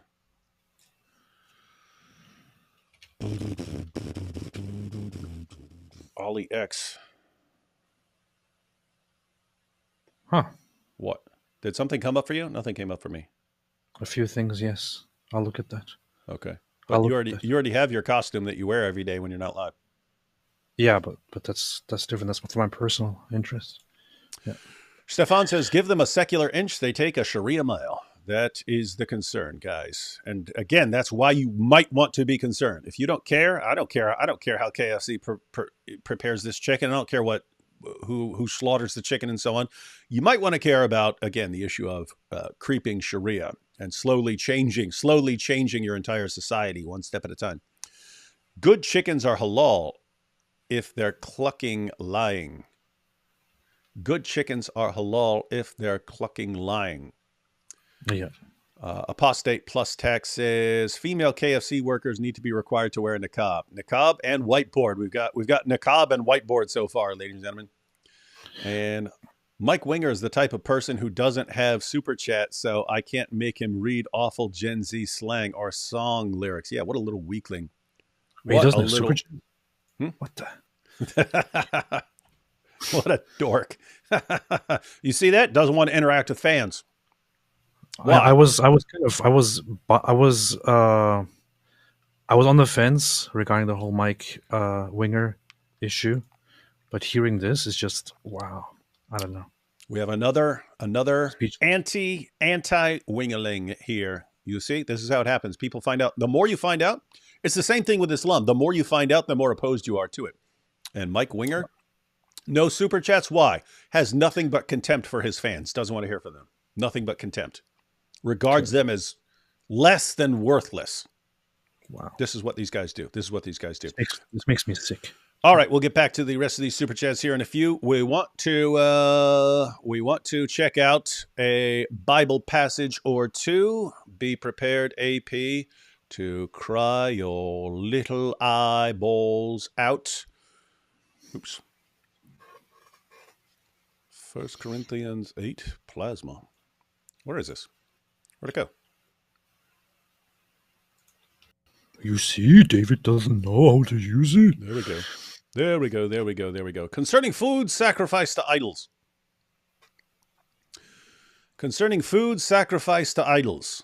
This is a short chapter. Matter of fact, this is a short chapter. We'll just read this chapter. It's only like, what, 9 verses or something like that? How long is this? 13 verses. All right. All right. Now about food sacrificed to idols like Allah. Food sacrificed to idols. So this is a concern that that some Christians have. So again, you can have the concern. Well, there's another concern that I haven't mentioned yet. Matter of fact, let's name all the concerns right now, and there could be more. So one, you can be opposed to. You can have an ethical objection to the way halal food is prepared, namely to the fact that animals are suffering need more than they need to. You can kill the animals, and in our time, keep in mind it's different. If you're centuries ago, something like that, when you don't have something to shock them with or something like that, you're in a different situation. But we are at a point in society where you can slaughter an animal without hurting it more than is needed. And so because the halal certification team is concerned about the animal's heart stopping because of the shock or something like that before it completely bleeds out, they make the animal suffer significantly more than it needs to. You can have that ethical objection. You could be concerned about sort of giving into Sharia, either in this particular business or in a school, if the school is going halal and so on. You could object to that sort of thing, the sort of creeping Sharia. You can have a religious objection, which is what we're going to look at here. And you can have a financial concern, namely that if you are funding the halal certification industry, and you are insisting that Muslims are basically controlling this industry, well, these are people who are also, paying their zakat and so on, and you're funding Islam. Big picture, you're funding Islam, right? You're funding, and that money gets sent back to places like Saudi Arabia and so on. Some of it, portions of it. So those are the main categories of things that someone could be concerned about. As for the religious objection, which would be, should Christians eat halal food? And keep in mind, when I'm talking about the religious objection, I'm talking about the religious objection isolated from the other concerns. In other words, a Christian could also be concerned about the treatment of the animals and say, I don't want an animal that I'm eating to suffer more than is needed. So you could have the other objections. You could object to Sharia. You could object to financially supporting Islamic institutions and so on. You could object to all that. I'm saying if you ignored all that stuff and just focused on the purely religious aspect, namely that your food is killed with the name of Allah pronounced over it. Yeah. And is said, Allahu Akbar over your food and the Bismillah over your food. Is that if you eat that food, are you in violation of the words of Paul in 1 Corinthians 8 and 10? So that's what we're going to check out now. So you could have all these other objections. If this is your objection, let's go ahead and read the passage. Concerning food sacrificed to idols. Now, about food sacrificed to idols, we know that we all possess knowledge, but knowledge puffs up while love builds up. Those who think they know something do not yet know as they ought to know, but whoever loves God is known by God. So then, about eating food sacrificed to idols. We all know that an idol is nothing at all in the world, and that there is no God but one. So here Paul's talking about, it's sacrifice an idol. What is an idol? We don't care. It's nothing. It's not something to be you don't have to be concerned that this idol is actually this living thing. For even if there are so-called gods, whether in heaven, on earth, as indeed there are many gods and many lords, yet for us there is but one God, the Father, from whom all things came and for whom we live. And there is but one Lord, Jesus Christ, through whom all things came and through whom we live. But not everyone possesses this knowledge. Some people are still so accustomed to idols that when they eat sacrificial food, they think of it as having been sacrificed to a god. And since their conscience is weak, it is defiled. But food does not bring us near to God. We are no worse if we do not eat, and no better if we do. So keep in mind the reasoning here. Paul is saying, hey, if my sandwich, let's say my sandwich was sacrificed to an idol, should I care that my food is sacrificed to an idol? No, the idol is nothing. But he says, but there are people that this might bother. There are people that this might bother. So he says, not everyone possesses this knowledge. In other words, not everyone possesses the knowledge that this idol is just a joke. Some people think of this as they're actually, being sacrificed to gods and so on. So verse 9, be careful, however, that the exercise of your rights does not become a stumbling block to the weak. So that's Paul's concern in this passage. You're not concerned about your food being sacrificed to an idol, but someone else might be. Be careful, however, that the exercise of your rights does not become a stumbling block to the weak. For if someone with a weak conscience sees you, with all your knowledge, eating in an idol's temple, won't that person be emboldened to eat what is sacrificed to idols? So this weak brother or sister for whom Christ died is destroyed by your knowledge. When you sin against them in this way and wound their weak conscience, you sin against Christ. Therefore, if what I eat causes my brother or sister to fall in sin, I will never eat meat again, so that I will not cause them to fall. Now, as far as the historical context here, this is Paul's letter to the Corinthians. So Christians are a minority, a small minority in a pagan culture. Notice what he says here. Eating in verse 10, if someone with a weak conscience sees you with all your knowledge, eating in an idol's temple. So he's talking about food that's actually sacrificed as part of ritual sacrifice in the temple of an idol, right? And so think about this. If you grow up in Corinth, I think they had the big temple of Aphrodite there and so on. So that's what it would have been. You go to the temple of Aphrodite for a meal or something like that. Suppose someone says, hey, come to the temple of Aphrodite for this meal. And you're like, okay, I don't believe in Aphrodite, so I don't really care if you sacrifice that food to Aphrodite. I don't believe in Aphrodite. I don't believe Aphrodite is an actual living thing. Doesn't bother me at all. But you have other, let's say, new Christians who are coming out of paganism, and they see you over there eating at the temple of Aphrodite. And they're thinking, wait a minute, what's going on here? There's food sacrificed to Aphrodite. What's going on here? This guy's over here eating there. So what? But they still think of it as food sacrificed to gods. And so they think you're doing it. And, oh, okay, if he's doing it, then I can do it and it's okay. But they still think of this not as something that's sacrificed to a lifeless hunk of rock or statue or something like that. They're thinking of this as something sacrificed to gods, and it affects them. Paul says you should be worried about that. So you're not actually concerned about the food or about the idol or about any of that. You're concerned about other people. That's what he thinks you should be concerned about. So that's one passage. We're going to look at one more. Look at part of chapter 10 is relevant as well. Part of chapter 10. Aphrodite is kind of based, though. I'm based. Fair enough. Did you agree?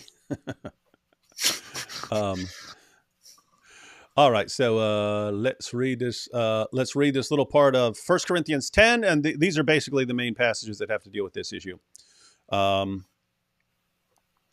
All right, idol feasts and the Lord's Supper. By the way, I do have to emphasize here, what in that other passage in 1 Corinthians 8, remember, he's clearly talking about something prepared as some sort of worship or sacrifice.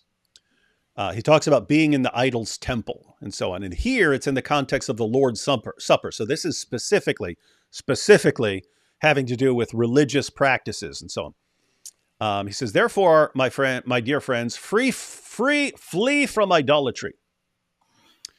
I speak to sensible people. Judge for yourselves what I say. Is not the cup of thanksgiving for which we give thanks so he's talking about the Lord's Supper here. Is not the cup of thanksgiving for which we give thanks a participation in the blood of Christ?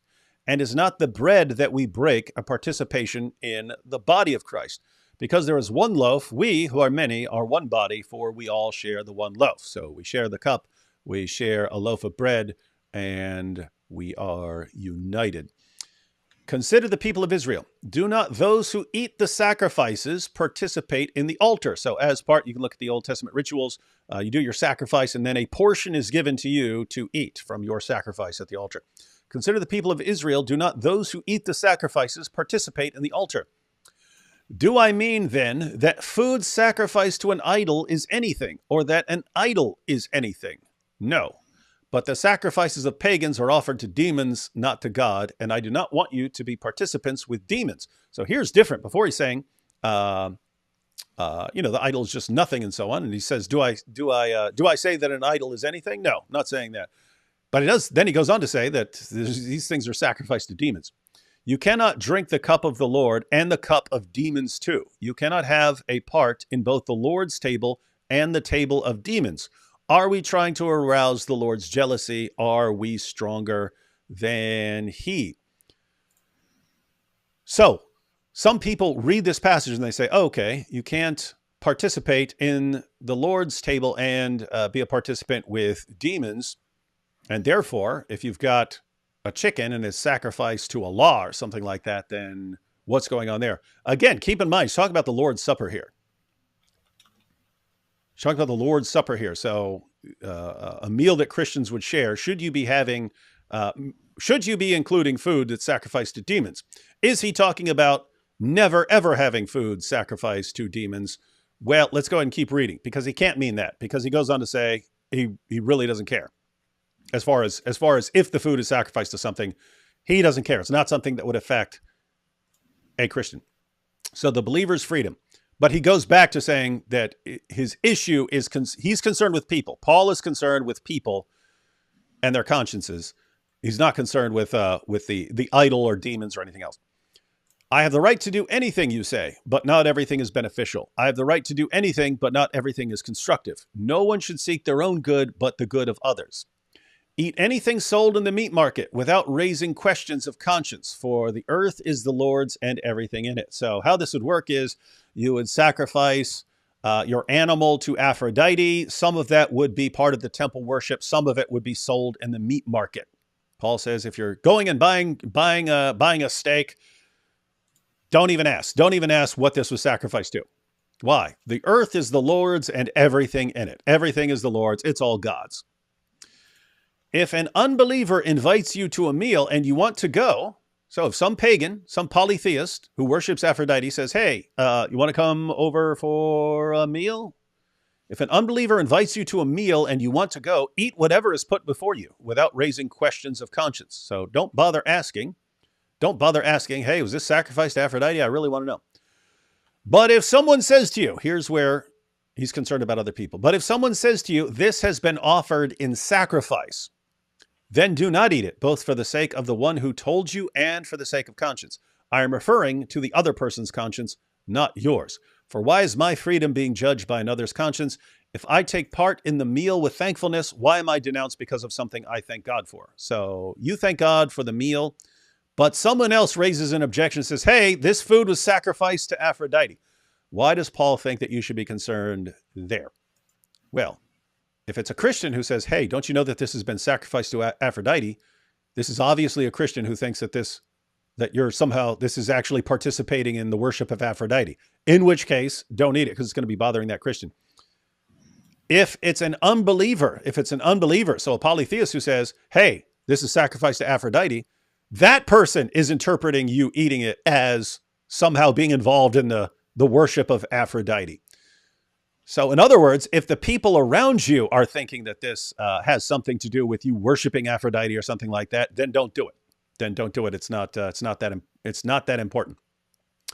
And then you have here at the end, so whether you eat or drink or whatever you do, do it all for the glory of God. Do not cause anyone to stumble, whether Jews, Greeks, or the church of God, even as I try to please everyone in every way, for I'm not seeking my own good, but the good of many so that they may be saved. So if you eating a certain thing is going to cause a problem for people who are associating that with worship, then don't do it. And that would be the idea. But apart from that, Paul doesn't consider the idol to actually be anything that could harm you, or that you're necessarily somehow worshiping if you eat something that was sacrificed to, again, let's say Aphrodite or something. So with all that said, should I care if someone slaughtered an animal and pronounced the name of Allah over it? Based on that passage, no, I shouldn't care. But there are Christians who are concerned about this. So if there are Christians who are concerned about eating halal meat, should you? Now, obviously, if I'm at home and I got some halal meat and no one knows about it, that would be a separate issue. But should you, let's say, not eat at KFC because now it's known as halal compliant, fully Sharia compliant, at least in Canada?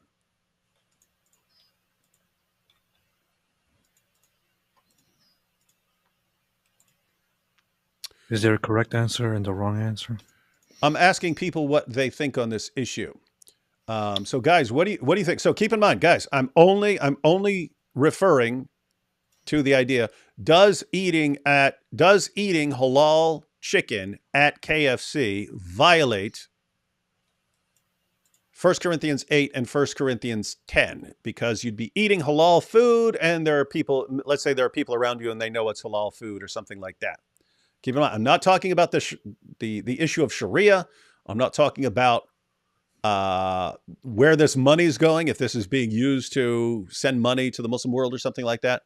Not talking about the ethical objection to the way the animals are slaughtered. Does eating at KFC, and keep in mind, I'm not, because people are saying, I'm not going to eat it. We're not talking about whether you're going to eat it.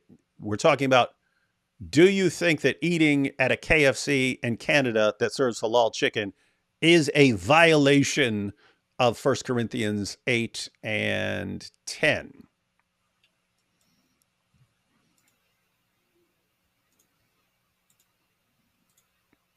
And I'm still getting objections that are related to other issues, like do not consume anything that pays halal tax to Muslims. That is a completely legitimate concern if you want to know where the money is going. And that's true of all business, not just Muslim businesses. You could say, oh, this company over here gives money to this organization that I don't wish to support. So these are, this is just being careful of where your money goes and stuff like that. Let's go ahead and see. Let's see. Let me just put a bunch of these responses up. That's the question. Yeah, that is the question. Let's see. Every business that caves into Islam should be boycotted by non-Muslims. I do wonder, though, how effective the boycotts are. It seems like you have these companies like Bud Light, and they'll do something, then people boycott them, but then they bounce back 6 months later or something like that. In most of the cases, the boycotts are very ineffective and don't overall matter in the history of the companies. If boycotts were effective, the BDS boycotts, the anti-Israel boycotts would be effective. They're not working. Knox says, I am haram 24/7. Bacon is too good. Ooh, that's base. You like some bacon. Jeremy says, it does violate the gospel. So that's interesting. So the claim is that eating the KFC chicken, if it's halal, would violate the gospel. Grey Jedi says yes. So I assume that's I assume that's a response to the question: does eating at KFC violate 1 Corinthians 8 and 10? He says no. So he's saying no, it doesn't. It doesn't violate it, but I would pray over it. NY says, I think it violates my conscience. Mm-hmm. We already know it's halal, so we shouldn't eat it. So you do know. So here's a response to Paul saying, hey, don't even ask. Don't even ask what this meat was sacrificed to. So here the objection is, but you already know. If they've announced that it's halal certified, then it's not like you don't know. Matt James says, never liked KFC. Anyway, I used to. Again, last experience was bad. My spirit says no. So at this point, I don't know if that's no, don't eat it, or no, it doesn't violate 1 Corinthians. Dry Bones says depends. That seems most relevant to the passage, because that's basically Paul's response. Hey, is it wrong to eat this meat? Depends. Depends on if it's going to bother someone, something like that. Do not consume. Oh, I already saw that one. Should Christians pay for halal when it's registration money for terrorism? Again, we have Ronan again. Ronan here with depends. Boycott halal everywhere. JD, I would not eat halal food. Bo Rudder, no, their chicken makes me fat. That's a different objection. So that's a completely different objection. Namely, is KFC healthy for you? Let's see. It's beyond chicken. When we speak of idols, does it also apply to like American Idol, for example? Obviously. Okay. Protestant believer here says, there's nothing outside the man which can defile. So this is Mark 7:15. There's nothing outside the man which can defile him if it goes into him, but the things which proceed out of the man are what defile the man. Yeah, that's a similar principle to what the Apostle Paul is talking about. If you're eating meat, it's been sacrificed to an idol. What do you think it's going to do to you? Do you actually believe that there's something out there that you are participating in the sense that it's going to affect you? Well, in the case of American Idol, it's actually something that really exists. So. Don't engage in the ritual. Just eat the chicken. And here we have some of the other ones. No halal food. Halal funds the organization of the Muslim Brotherhood. That's based. Islam is dead as fried chicken.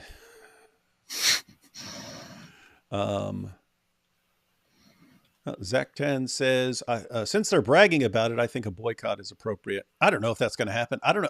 Who's going to boycott it? Canadians? That's what you're going to boycott, Canadians? All the stuff that's going on over there. That's what you're going to. Knox here says, if there are fellow Christians present. So if there were other Christians, and again, if you were actually applying the principle, you'd have to say, are those Christians bothered by it? And let me see. Let's go read a few more. I don't know. It does not, but I prefer my food haram. So it doesn't violate 1 Corinthians 8 and 10, but he still prefers haram food. No, because they are promoting Islam in a way. So again, that's a different objection, that this is all like complying with Islam. All right. So matter of fact, gosh, there's a bunch of these.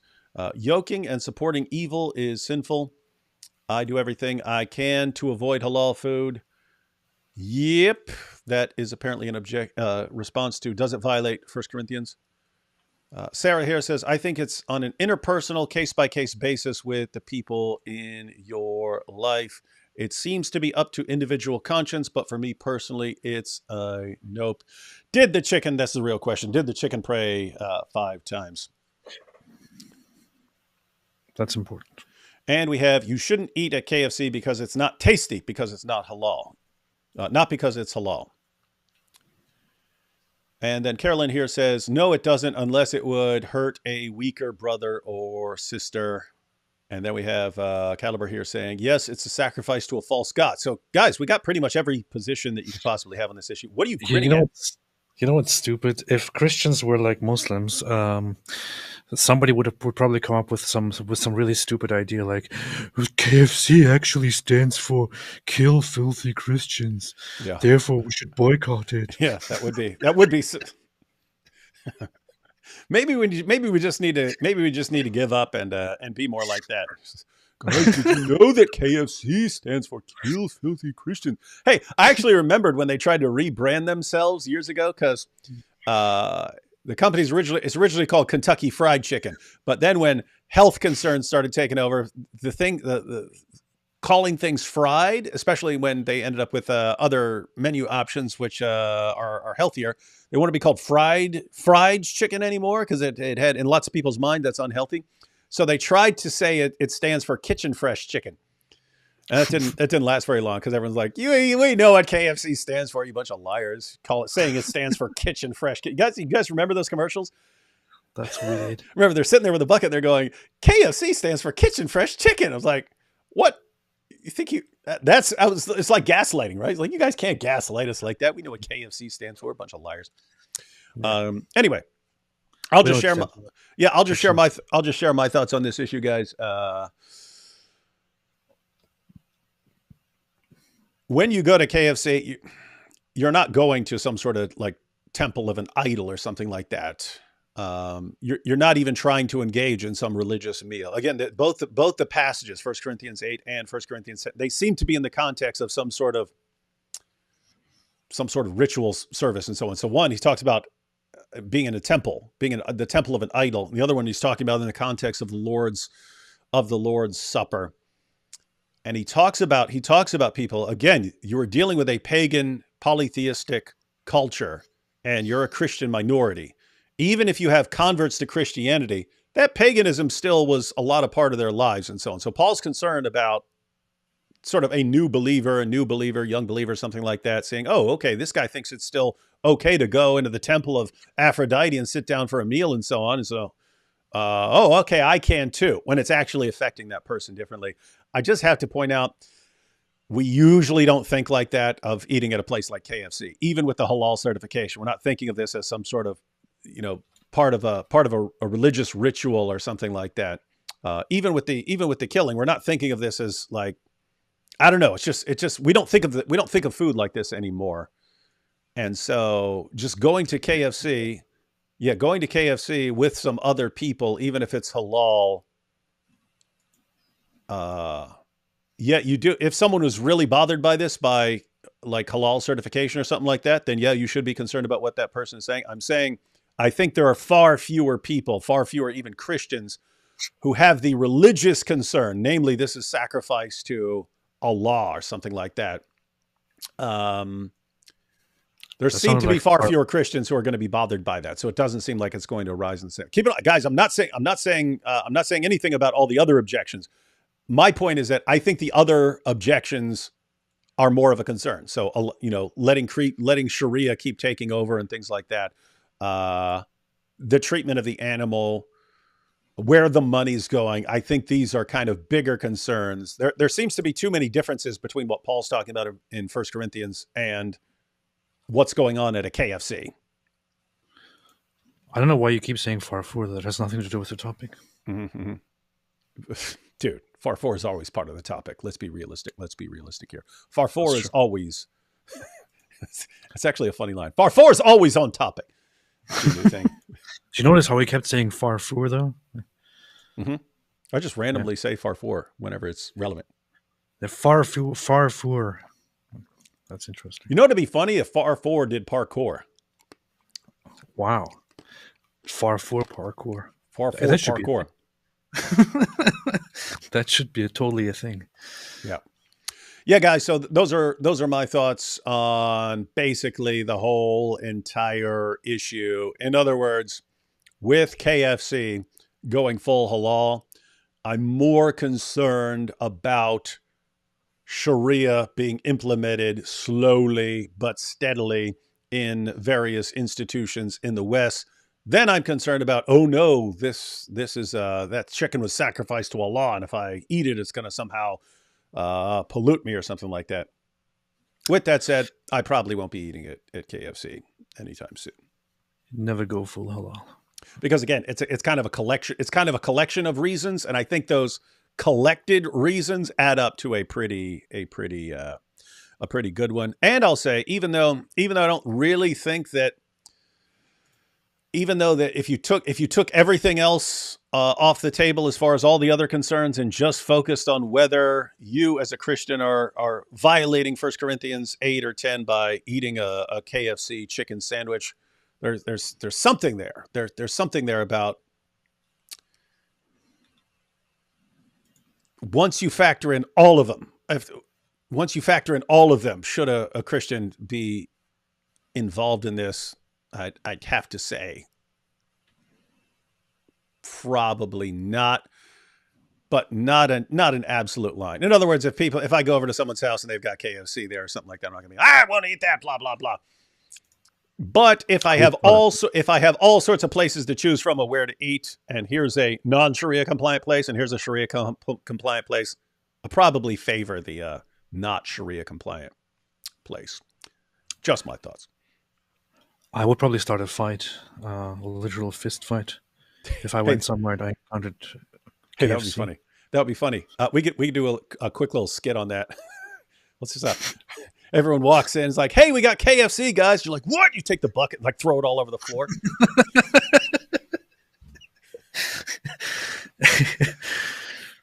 KFC is that'd be pretty fun. Hey, this makes me think it would be funny to make some comedy skits about boycotting products. You know? Yeah, because here's the thing: I don't want to actually like go out and boycott products, but I wouldn't mind making videos that are joking about boycotting products. Yes, that's a good idea. Yeah, we have to. That sounds like some of those comedy skits that we talked about that we like from the culture. Hey, you need to move like down the road from me, and then we can just knock out skits every day. Anytime we're like, hey, I just got an idea for a skit. Okay, let me get my camera. We'll go record the skit. Yeah, we should do that. Hey, who's that over there? Someone just gave 5 memberships. Pants Schmance. Shout out to Pants Schmance for gifting 5 Apologetics Roadshow memberships. All of you who just received a free membership, be sure to thank Pants Schmance. All right, let's go through Super Chats. Shake. Do I now have to say salad on the wall and inside out for the Prophet before eating a KFC drumstick? Yes. Yes, you do. Or else. It's a well-known fact, yeah. Mike Winger is the type of person to bring a food scale to McDonald's to check if it's really a quarter pounder. I've discovered that this is 17 grams short of a quarter pounder, and I'd like to speak to the manager, please, about whether this place is guilty of false advertising. Man. Smart move. If all Canadians KFC halal, it means all will owned by Muslims, all vendors Muslims. They will be rich, will be able to bring more Muslims into Canada, a minority that will have lots of power. I guess it's only bad. I guess it's bad only Jews have that. That is funny that you've got people, you've got Dawa guys and so on trying to, we're going to take over the world and here's how we're going to do it. And they constantly accuse Jews of doing that, even though the Jewish population basically remains pretty static. It's so dumb. Yeah, whatever. We can talk about it forever. Hey, here you go. I might want to steal this line for something. Unlike the Quran, KFC's 11 secret herbs and spices have never been altered. They always say they use the same secret recipe. Yeah. Yep. Unlike the Quran, which changes all the time. Thanks to KFC, I got Dawa answers for Muslims. Muslims don't have to ever again wonder why Mo was wearing Aisha's clothes. Well, Jibril, aka Diha al-Kalbi, liked when Mo did dress up for him. Stay away from Islam, KFC. That's beautiful. Yeah, we have to wonder. You have all these isolated things, like these passages about Diha al-Kalbi being over Muhammad's house. He's like, no, it's the angel Gabriel. So you have those passages. Then you have the passages about him dressing up in Aisha's clothes and so on. And then you've got these other passages where Muhammad's covered in semen. And it's like, are these things connected or are they totally isolated? I don't think that they're connected. There's no way they're connected. No way. It's not possible. The funny part is that you can actually connect them.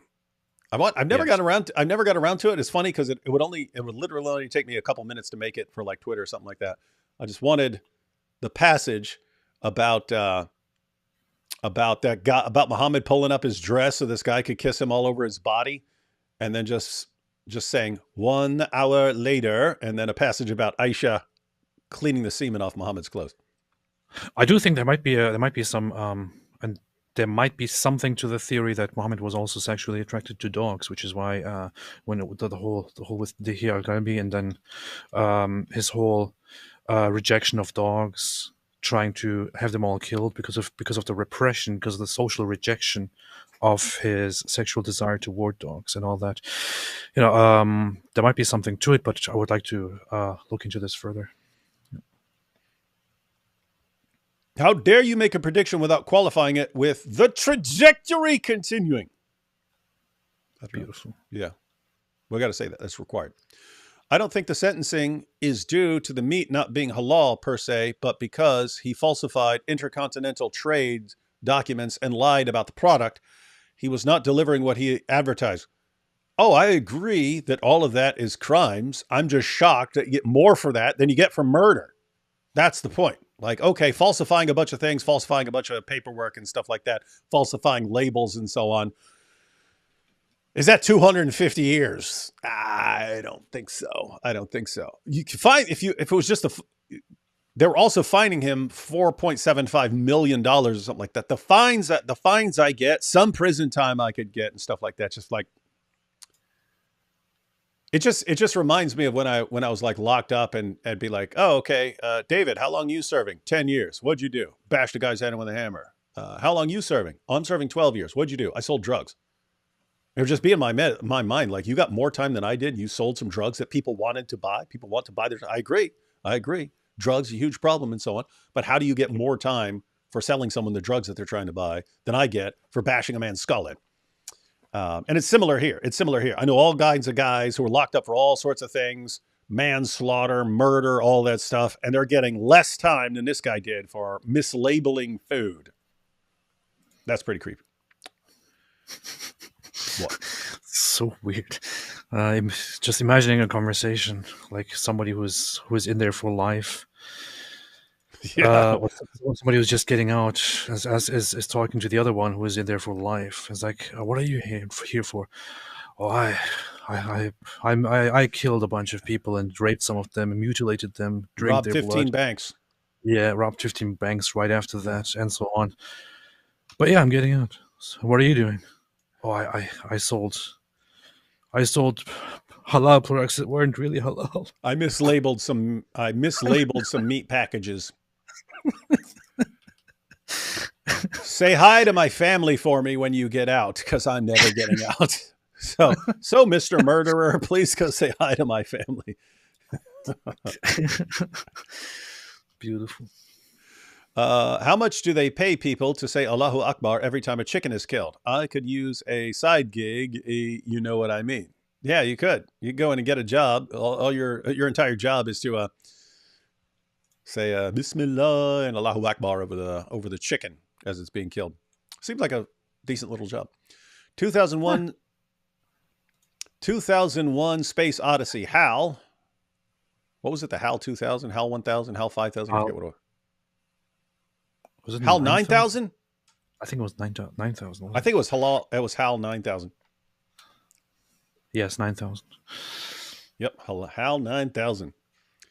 You know what's funny? When I was trying to remember it, I was trying to remember it from the book and from the movie, and I couldn't remember it, but I remembered it from the Beastie Boys lyric. Don't ever trust the HAL 9000. That was in one of their songs. I was just thinking, no, it is 9,000, but then I was wondering if I'm thinking of the... It's over 9,000! Or about that, yeah, exactly. That was one of the times when I was starting to realize more so the difference between a woman's sense of humor and a guy's sense of humor. Me and Nabil were cracking up laughing, watching that over and over again. And our wives are just looking at us like, what the heck are you laughing at? Like they're grinning like sympathetically, like, oh yeah, that's cute and stuff. But they looked legitimately confused that we were cracking up laughing over. It's over 9,000. That's good. That's good. 2001 Space Odyssey. Halal. Hal. Look, Dave, I can see you're really upset about this. I honestly think you ought to sit down calmly, take a stress pill, and think things over. Halal. You have to be calmer. You have to be Halal calmer. 9,000.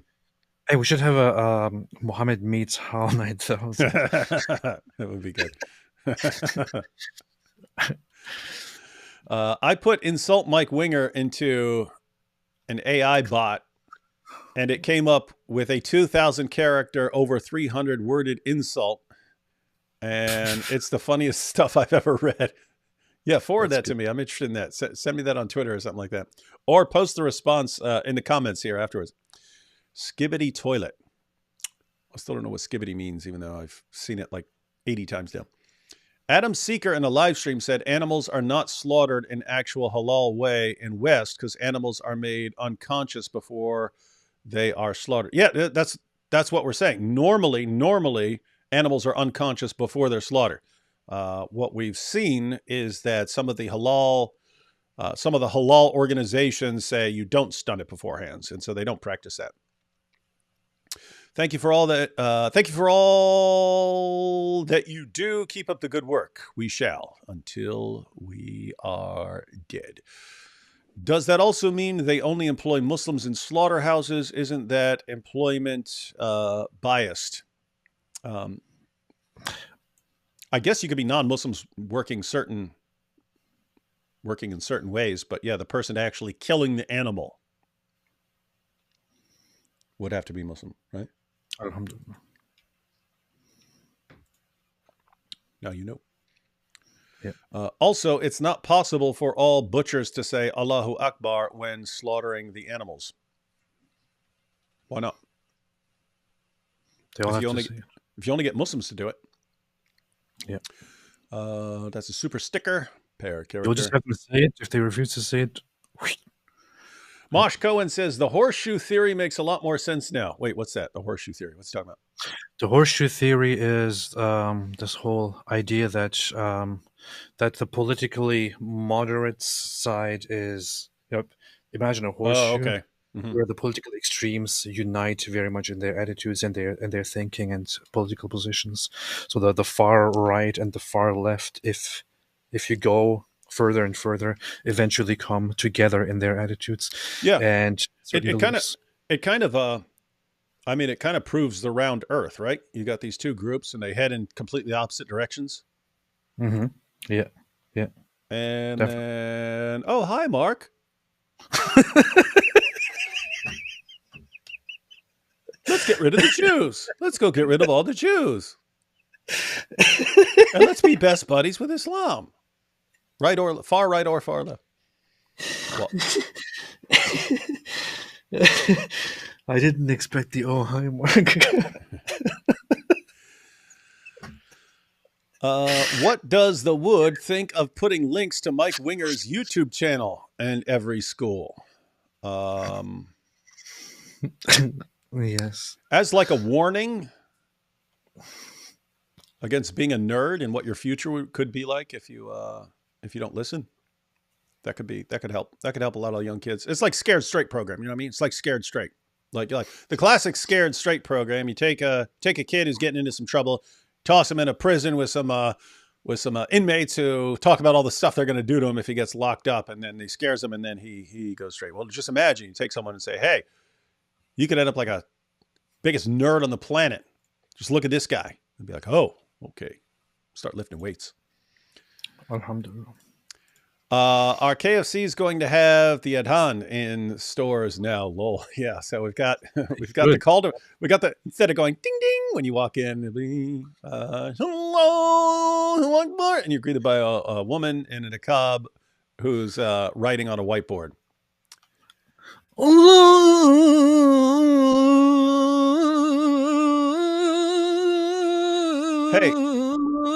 Hey, anyone out there? Anyone out there actually own a restaurant that could pass for a KFC inside? If so, we might want to travel there and record a little fun skit after hours, after closing. That's a good idea. I volunteer to play the kid when you want to reenact the Turkish origin story. We can premiere it on GoTub. We're not reenacting that. We get banned for reenacting the perverted stories about the origin of the Turkish people. It would have to be Wolf Hub. So we would have to create Wolf Hub. Wolf Hub. Someone's got to make Wolf Hub now, and all it's going to be the biggest site in Turkey. Like, oh, I can't even be repulsed by it because this is where I come from. Yeah. AI wrote, if a black hole decided to get into if a black hole decided to get into the business of insults, it would hire Mike Winger as its poster child because even it would be embarrassed by the sheer vacuum of anything resembling a personality or achievement he brings to the table. Based. That's a pretty based response. Yeah. Who was the... Yeah, I like that. This makes me want to learn AI, just learn how to use AI just to get it to make cool insults about Mike Winger. Who was the Mike Winger of 7th century Arabia?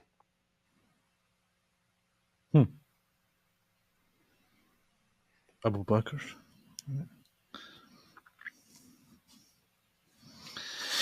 I don't know. It's a good question. This is actually an important question. I'm trying to think what the closest parallel is. I have to get back to me on that one. I will think about that. That's a serious and important question. Yeah. On X, I sent you a couple images from the new KFC commercial. One moment, everyone. I'm like 1,000% sure. Not gonna want to. He made them. He made them. He's got the colonel. He's got the colonel in a thaub, and we've got a woman serving in a niqab. That's based. Good. It's good to see what you do with your time next soccer night. Halal makes me so angry. What is wrong with these people? Barbarians. And again, it's this combination of issues where they say for inclusivity, we're making all our stuff halal certified. Well, guess what? A lot of your customers would want animals to suffer as little as necessary. And so you're basically saying, screw your ethical objections, screw your ethical concerns, screw any religious concerns, screw any concerns you might have about Sharia, screw any concerns you might have about where this money's going and so on. And we're saying screw you in every possible way to be more inclusive. No, you're not. You're backing down. You're backing down like cowards to the relentless Islam machine. Backing down is based. It is based as possible. AP, as a German/Turkish speaker, what's your honest opinion about English as a language? Asking as a language lover who speaks English and Russian. What's your perspective on it? Very, very funny question. Very interesting question. Thought about that quite a bit in the past, and also discussed it in the past. There are lots of opinions on it, but so English is very much based on an old Germanic language with heavy influence of many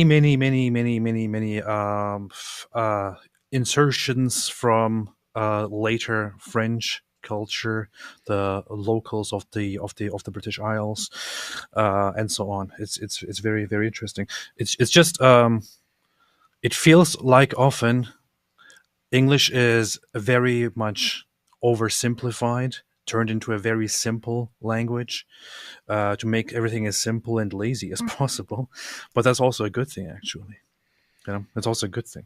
You could say you could be a critic of it and say, oh no, it's so simple. It's a stupid language. Some people call these stupid language, but that's actually a good thing, you know, because it's a language that you can communicate in very easily and very smoothly and very nicely, as opposed to a language like Persian, for example, which is a very, very, very artistic and sophisticated language, whereas we're saying. I need to go poop requires a lot of dancing around to form a proper sentence. So yeah, those are my thoughts. Okay, if the entire world were just going to speak one language and the options were German, Turkish, or English, which would you choose? That's all you had to say. German. Great. And one day it will happen. No. I've shared my theory before about how language influences people's entire way of thinking. If everyone spoke German, the entire world would be at war instantly and would be destroyed. German is the best. That's probably why you like it. Mike Winger talking about Catholicism is like Ali Dawa talking about ozone layers. The 7 ozone layers, right? But how could anyone have known? Anyway. People were saying there are 8 ozone layers, but yeah, now I was saying out there's 5 ozone layers, but he was saying. Should just build IKEA furniture so Trent doesn't bully him again. Yep. SNL Cluckin' Chicken is halal. Look it up. Yeah, I saw this. I saw this comment pop up, so I looked at it. It is from 1993. That's Phil Hartman in the thumbnail. I will check that out as soon as we're done because I like that era of. But it's a commercial. It's a 2-minute commercial for Cluckin' Chicken. I will find out whether it is halal or not. The God has no power. It's the appearance that you are in agreement or covenant with those practices to that God. And that's what I'm talking about. That if you were in a temple of Aphrodite or something like that, eating a meal that's sacrificed to Aphrodite, I could see people getting that impression. If you were eating a halal certified chicken sandwich, I'd be surprised if people think, "Oh, you're in agreement and you've entered into covenant with the practices of the God Allah," or something like that. I'd be surprised if most people are I'd be surprised if anyone there is thinking that. So that's what I'm talking about. That things have changed and we're not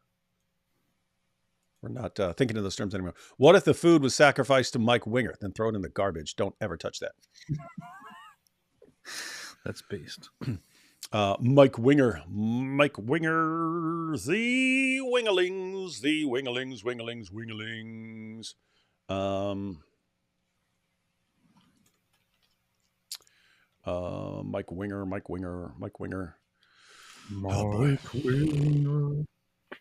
Angelo says, would Matthew 15:11 apply? That's something similar to what Paul is saying. But that was brought up, but the Mark passage. 1 Thessalonians 5, abstain from all appearance of evil. Yes, if you are giving the appearance of evil, then don't do that. I don't know that eating a chicken sandwich would be the appearance of evil. But if there are people, again, Paul's talking about people, if there are people who view that as really, really evil. In other words, if you're with someone who has a real problem with halal certification or something like that, just don't do it. And if you're deciding where to eat, you might want to steer clear of halal places. Mike Winger is the type of person that is a Discord Reddit moderator. Because you're laughing, he probably is. AI Mike Winger is the type of person who could make GPS feel inadequate with his unparalleled ability to navigate the vast wasteland of irrelevant information. Wow. That sounds like the nerdiest insult I've ever heard in my entire life. So I have to say that's a pretty nerdy. Yeah. Reject halal meat in public because it's the age of the internet and mass media. Weak Christians will be scandalized. We must protect them. Again, I think the religious objection, when isolated from other concerns, just thinking that you're sacrificing something that's sacrificed to I think that's the sort of the least relevant concern, given, the differences in the situation and the way we just don't associate things with that anymore. But if you're factoring in everything, if you're factoring in everything else, it's probably a good idea to steer clear as much as possible. If we place bacon on KFC order, is it de-halaled? Yes. You have unhalaled your food. Yes. You see, almost a brother AP shares the true meaning of KFC. Get baptized so we know you are telling the truth if we were like Muslims. This is your... This is on you giving advice to Christians here. It's not a violation of Corinthians, but is another straw on the camel's back. I don't think it will. I don't think I will be going back to PFK. There are no camels in Canada.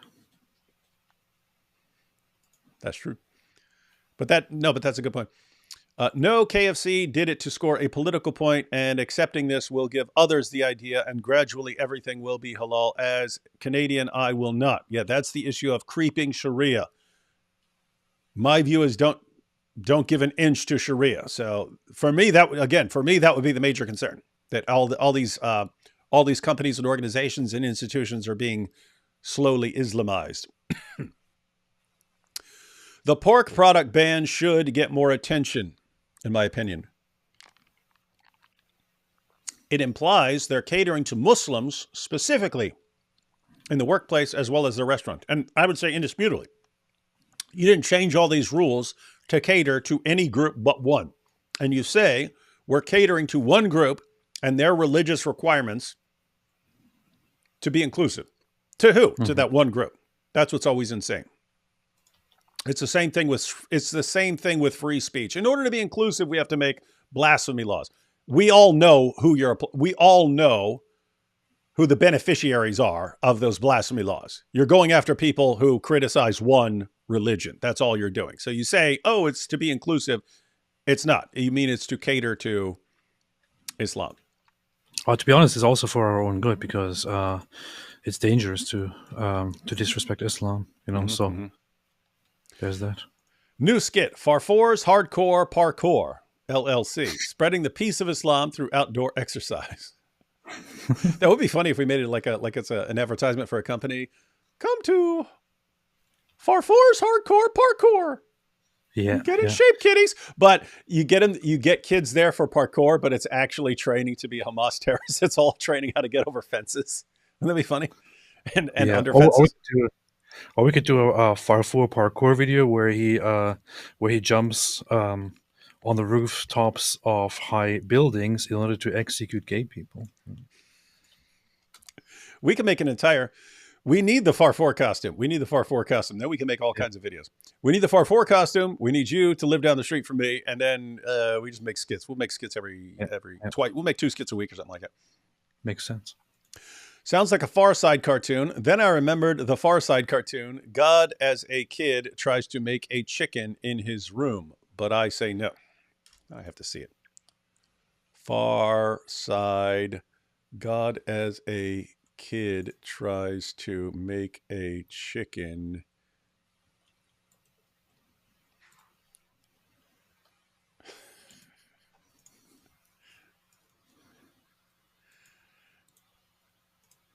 God, as a kid, tries to make a chicken in his room. Oh, he's got test tubes and stuff there, and then feathers flying all over the room. That's not very funny. No. It's very, very funny. It's not even funny. Spiritual principles. Nutties. AI Mike Winger is the kind of nerd who would get solar eclipse wrong by arguing that it's actually the moon playing a cosmic game of peekaboo with the sun. That is correct. Halal camel urine or haram Chick-fil-A? Checkmate, Islam. Halal camel urine or haram Chick-fil-A?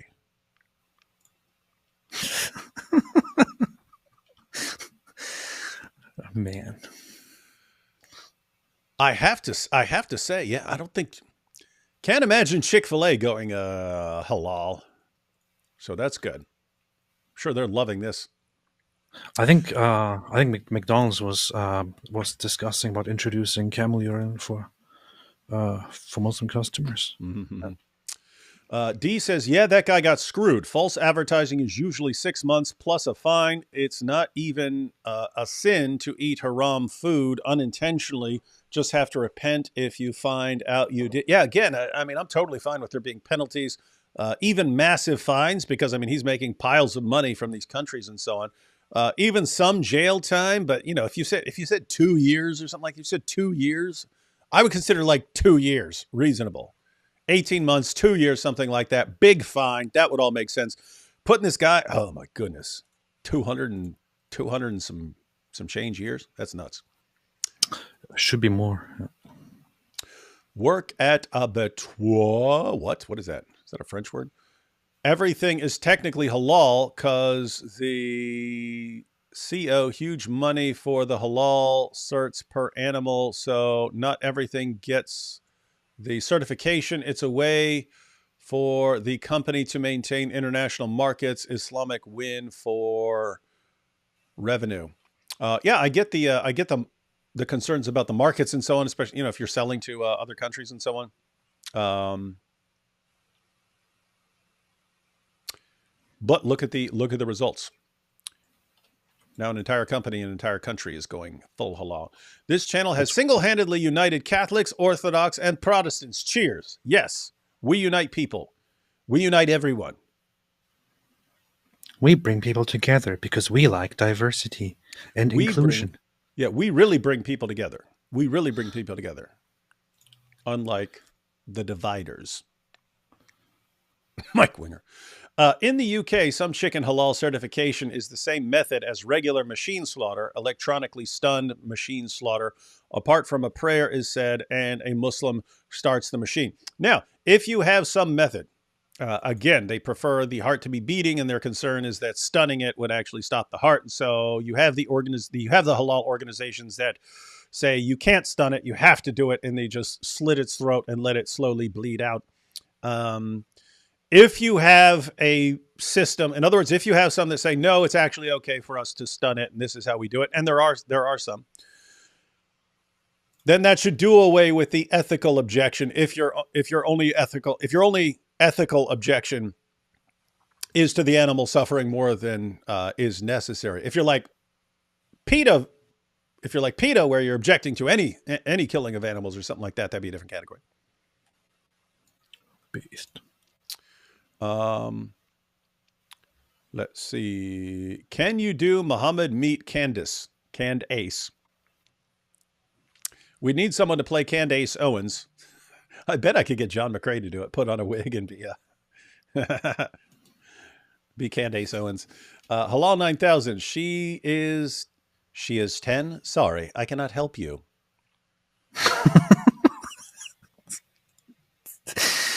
That's messed up. Hey, David, I Gmailed you last week about ChatGPT thumbnails. Could we email?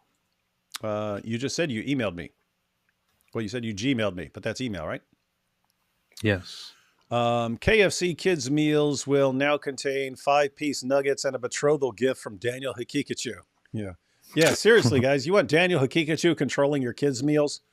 Of course. You open it and there's this little and here's what you should do when you get married at 5. It's all like in pictures for kids who can't read and so on. Well, Muhammad, I didn't touch her. Oh, hi, Abu Bakr. Nice. David is it's not true. David is a wingalingophobe. That's true. That's true.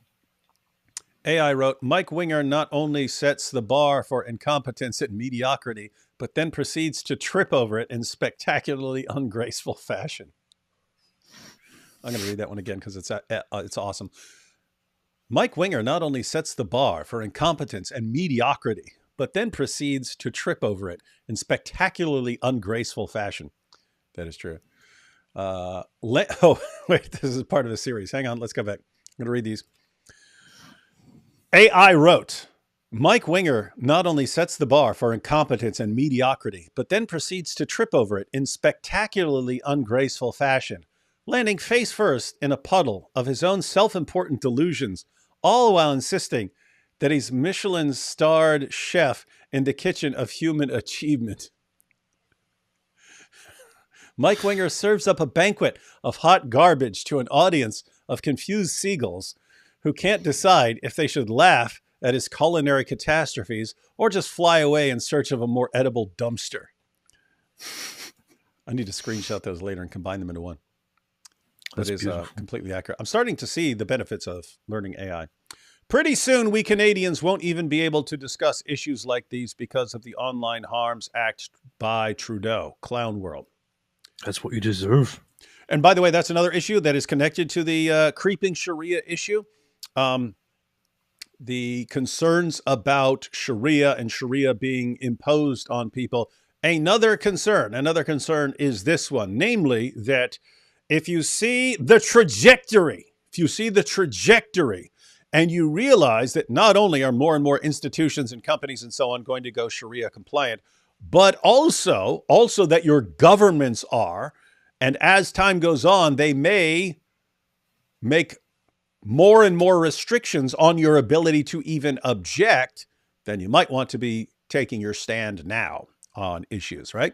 Might want to be taking your stand on issues right now. Mike Winger is the type of person to have a broken pocket protector by overusing it. Mike Winger is the type of dude to leave his hand on your shoulder 3 seconds longer than normal after a group photo. What's wrong? Who's this? Karen Fisher. I love Mike Winger. You will go to a different channel. Karen? Could we only love him in the bare minimum sense that we're required to love our enemies over here? Alhamdulillah. David needs Case O to just say you're banned anytime someone talks good about Mike Winger.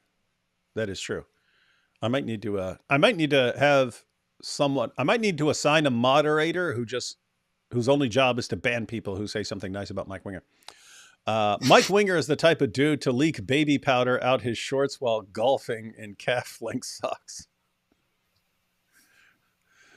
Oh boy, what have we spread here? Mike Winger is the kind of nerd who could recite the entire Star Wars saga in binary while simultaneously solving a Rubik's Cube blindfolded, yet still manages to trip over his own shoelaces when walking in a straight line. AI is pretty good, man. Is this real? Does AI actually come up with these kind of awesome insults? AI is amazing, yeah. And it's getting amazinger. Always wondered how one man could deceive 2 billion people. Oh, we know how it works. You want to deceive 2 billion people? Just walk out and say, hey, every horrible thought and sick stuff in your head, that's what Allah's going to give you in paradise, and that's what you can make happen to some extent here, as long as you do it in the halal way. That's kind of based. So normally we would say, hey, if you want to just go rob someone and take all their stuff, well, that's bad. But if Allah wants you to do it, then you can go do it. And now you can go rob people, take all their stuff, and God wants you to do it. Lots of people look out, hey, there's that woman over there. I'd like to go just take her and bang her. And but no, I get in trouble. Well, what if the creator of the universe says, hey, you can go do it, and he wants you to do it. He wants you to go snatch that lady, kill her husband, and take her. Good deal, huh? Yeah. You convince a bunch of people of that, you have got a religion that is going to explode. That's what they do. Everyone's fighting for Palestine. Meanwhile, Momo on Hafsa's roof taking a dump while facing Sham. What? Mike Winger's the type of dude to fart at Thanksgiving dinner and spend a full half an hour apologizing, thus making his fart the most memorable thing. What's wrong with people? Kosher meat is killed in a similar way to halal. And if your objection, so kosher meat killed in a similar way to halal. So if you had a place that is also requiring animals to suffer more than is necessary, then you could have the same objection regardless of whether it's Islamic or not. You wouldn't have the other objections and so on. But yeah. you could still have that. You could object to killing animals at all. Different people can have different views on things. Why are you not talking about Judaism? I, Daniel, want to take a peek at you, young lady. Daniel, take a peek at you. Daniel, take a peek at you. Mike Winger's the type of dude to ban conversations about Thanksgiving fart affair just to have his family refer back to it as farts giving behind his back.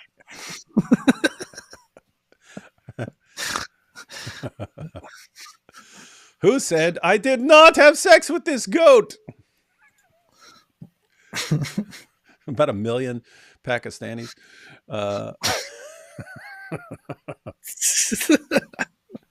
The comments on Mark Ruffalo going against Sharia.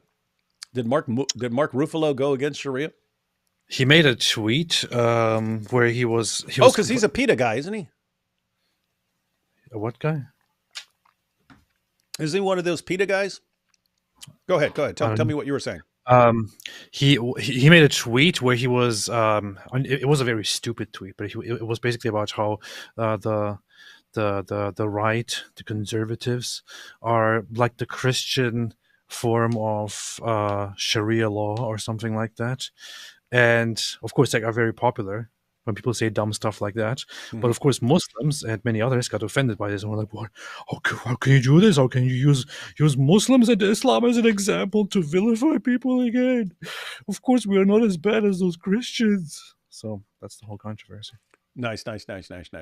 Mark Ruffalo, what a guy. Halal Happy Meal is really a bride's meal.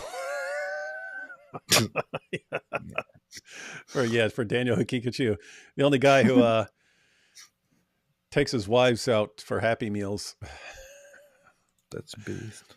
Farmhouse theologian. How do you pronounce this? Do you know? Looks like some French word. Abattoirs? Abattoirs? Looks like abattoirs, but I know it's probably not pronounced like that. It equals slaughterhouse. This is where the halal certifications come from. KFC, like most places you buy meat, probably always use technically halal. They now have the certification for it from the abattoir, is that right? Which is revenue for Islam. Nice. That's good. That's good. You're a I chronic Islam. You're a chronic sufferer of MWDS, Mike Winger derangement syndrome. It's not derangement if the concerns are valid. Yes. Do you think Muhammad's close companions, wives, relatives actually believed he was a true prophet, or did some not believe? It depends. I would suspect that the people who signed on early actually believed it, and that some of the people who signed on later, when it became dangerous to oppose or reject him, were actually unbelievers. Because you get to a point where you can't tell the difference between everyone has to say the right things and do the right things. It's similar to today, where it's estimated that between 5 and 10% of Muslims in Muslim countries are actually closet atheists. It's similar to, officially 99% of Iran would say they're Muslims when it's actually 40%. So most people do not believe in Islam, but most of them would say they believe in Islam if they were required to. So I would suspect that some of his companions didn't actually believe. Very terrible people.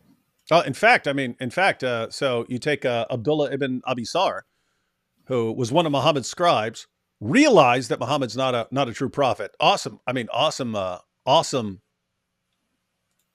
an awesome incident from the Muslim sources when Abdullah ibn Abi Sar, who's one of Muhammad's scribes, blurts something out. And Muhammad says, yeah, include that. And so he's making changes to the Quran and adding things to the Quran. And he's just thinking, if Muhammad's a prophet, then I'm a prophet too, because I'm making changes to the Quran. And he's saying, yeah, do it. So if he's a prophet, then I'm a prophet, because I'm the one who just said that. I'm the one who just said that. And he says, I know I'm not a prophet. So if he's a prophet, then I'm a prophet. I know I'm not a prophet. Guess what? He's not a prophet. And so he left Islam. Later on, when Muhammad takes over, Muhammad wanted him executed, but Umar interceded for him and he survived. But guess what? That guy died as a Muslim. Did Muhammad conquering Mecca somehow magically convince him that Islam is true? Highly doubtful. But he learned to live as a Muslim, which you had to, or you died. Terrible, terrible people. Why would they not believe Muhammad? It's just can't make sense of it. Mm-hmm. And there's a question, possibly even Aisha, when she says, your Lord hastens to satisfy your wishes and desires. It's possible that, come on, dude, you're a joke. Well, she was a child. Why would you trust a child? Yeah. Mm-hmm. Mike Winger, the type of guy to laugh at the Exorcist movie differently, is a closet Muslim. What? Saying that Mike Winger's a closet Muslim? I don't know about that. David, look up AI insult generator. There is a site called Perchance, and then just type Mike Winger into the brutal one, and it will come up with gold. Really? I'm screenshotting these instructions on how to make fun of Mike Winger more easily. Mike Winger is the type of guy that talks about Santa Claus with a mischievous twinkle in his eye. What's wrong with you? All right, guys. We've gone through the halal stuff. AP says avoid halal at all costs because it's going to hurt his feelings. Yeah. It's very problematic on such a level that I just don't like it. That's why I think everyone should stay away from it. Yeah, and I've sort of mentioned all the major concerns someone could have. My personal view is I don't think any of that is like complete deal breaker. Again, if I were going over someone's house and they're serving KFC or something like that, I'm not going to object. But I would make reasonable efforts to, if I have a choice, avoid halal food, and probably won't. Well, I could say really, really probably I'm not going to be going to KFC. Yeah, I presented my position on that already. If I went to a place and they offered me KFC, I would start a fight, and it wouldn't end until somebody dies. Indeed. So those are the issues. Those are my thoughts. You may disagree with me, but you are free. You are free in this world to be wrong and disagree with me. AP, not sure. We're traveling this week. Not sure. We will have to check out the internet up there in case we want to go live one night. But guys, you might not hear from us from a little while because we're going to be traveling and going to a conference and stuff. Yes. And recording a bunch of videos. But the plus side is we will have some pretty fun stuff, some pretty fun epic stuff. Yes. Very soon. All right, these last two super chats real quick. Sergeant Osiris from Tropic Thunder to Daniel. Oh my, I told you not to go full with this baby stuff. Yeah, I was saying that we should always never go full halal. I have the Jihadi Tears mug. There's a link if you want one, because people occasionally ask me, hey, can I where do I get one of those? There's a link in the description box. But I was thinking one, never go full dawa. But that's from Sergeant Lincoln Osiris, who's one of the coolest characters ever. No. If you don't know who Lincoln Osiris was, you have Robert Downey Jr. playing an Australian blonde-haired, blue-eyed Australian method actor who undergoes a surgical treatment to play a black war hero. And then while recording that, the black war hero has to disguise himself as a Chinese rice farmer. And so it's like it's all these layers. It's pretty, it's pretty crazy. Zechariah, and then finally for here from Nutties, Mike Winger's the type of person to think people are being serious about gooning and edging and tell them how to do it biblically. Still don't know what gooning and edging are, but I'm guessing I don't want to know. All right, ladies and gentlemen. Someone send some more. Hey, Mosh Cohen. I don't know if you just did this or this was from earlier, but gave 5 Apologetics Roadshow memberships. Hats off to him. Not sure if I missed anyone else who gifted Roadshow memberships, but shout out to everyone who did. And we are not sure when we're going to see you next, but we will see you next time. We might never see each other again. And we will have some awesome stuff. Hope to see you in Ohio if you're going to the conference. If so, oh hi, come up and say hi to us. And again, if those of you are going to the conference, there is at least one skit where we need an audience to be in the background. So if you want to be in a video, you can. If you're going to the conference, you can actually be in one of our videos. If you want some lines, you can also get some lines in the video. Dusty here says, just posted an AI-generated image of you on X. Horrible. No AI-generated images of me. The real me is pretty enough. And if you want lines, make your own. Bring your own stuff. Yeah. He's talking about all the cocaine he snorts. Great stream, guys. Bacon grease brings peace. It sure does. All right. We'll catch you all next time. We got some planning to do and some scripts to write. Inshallah.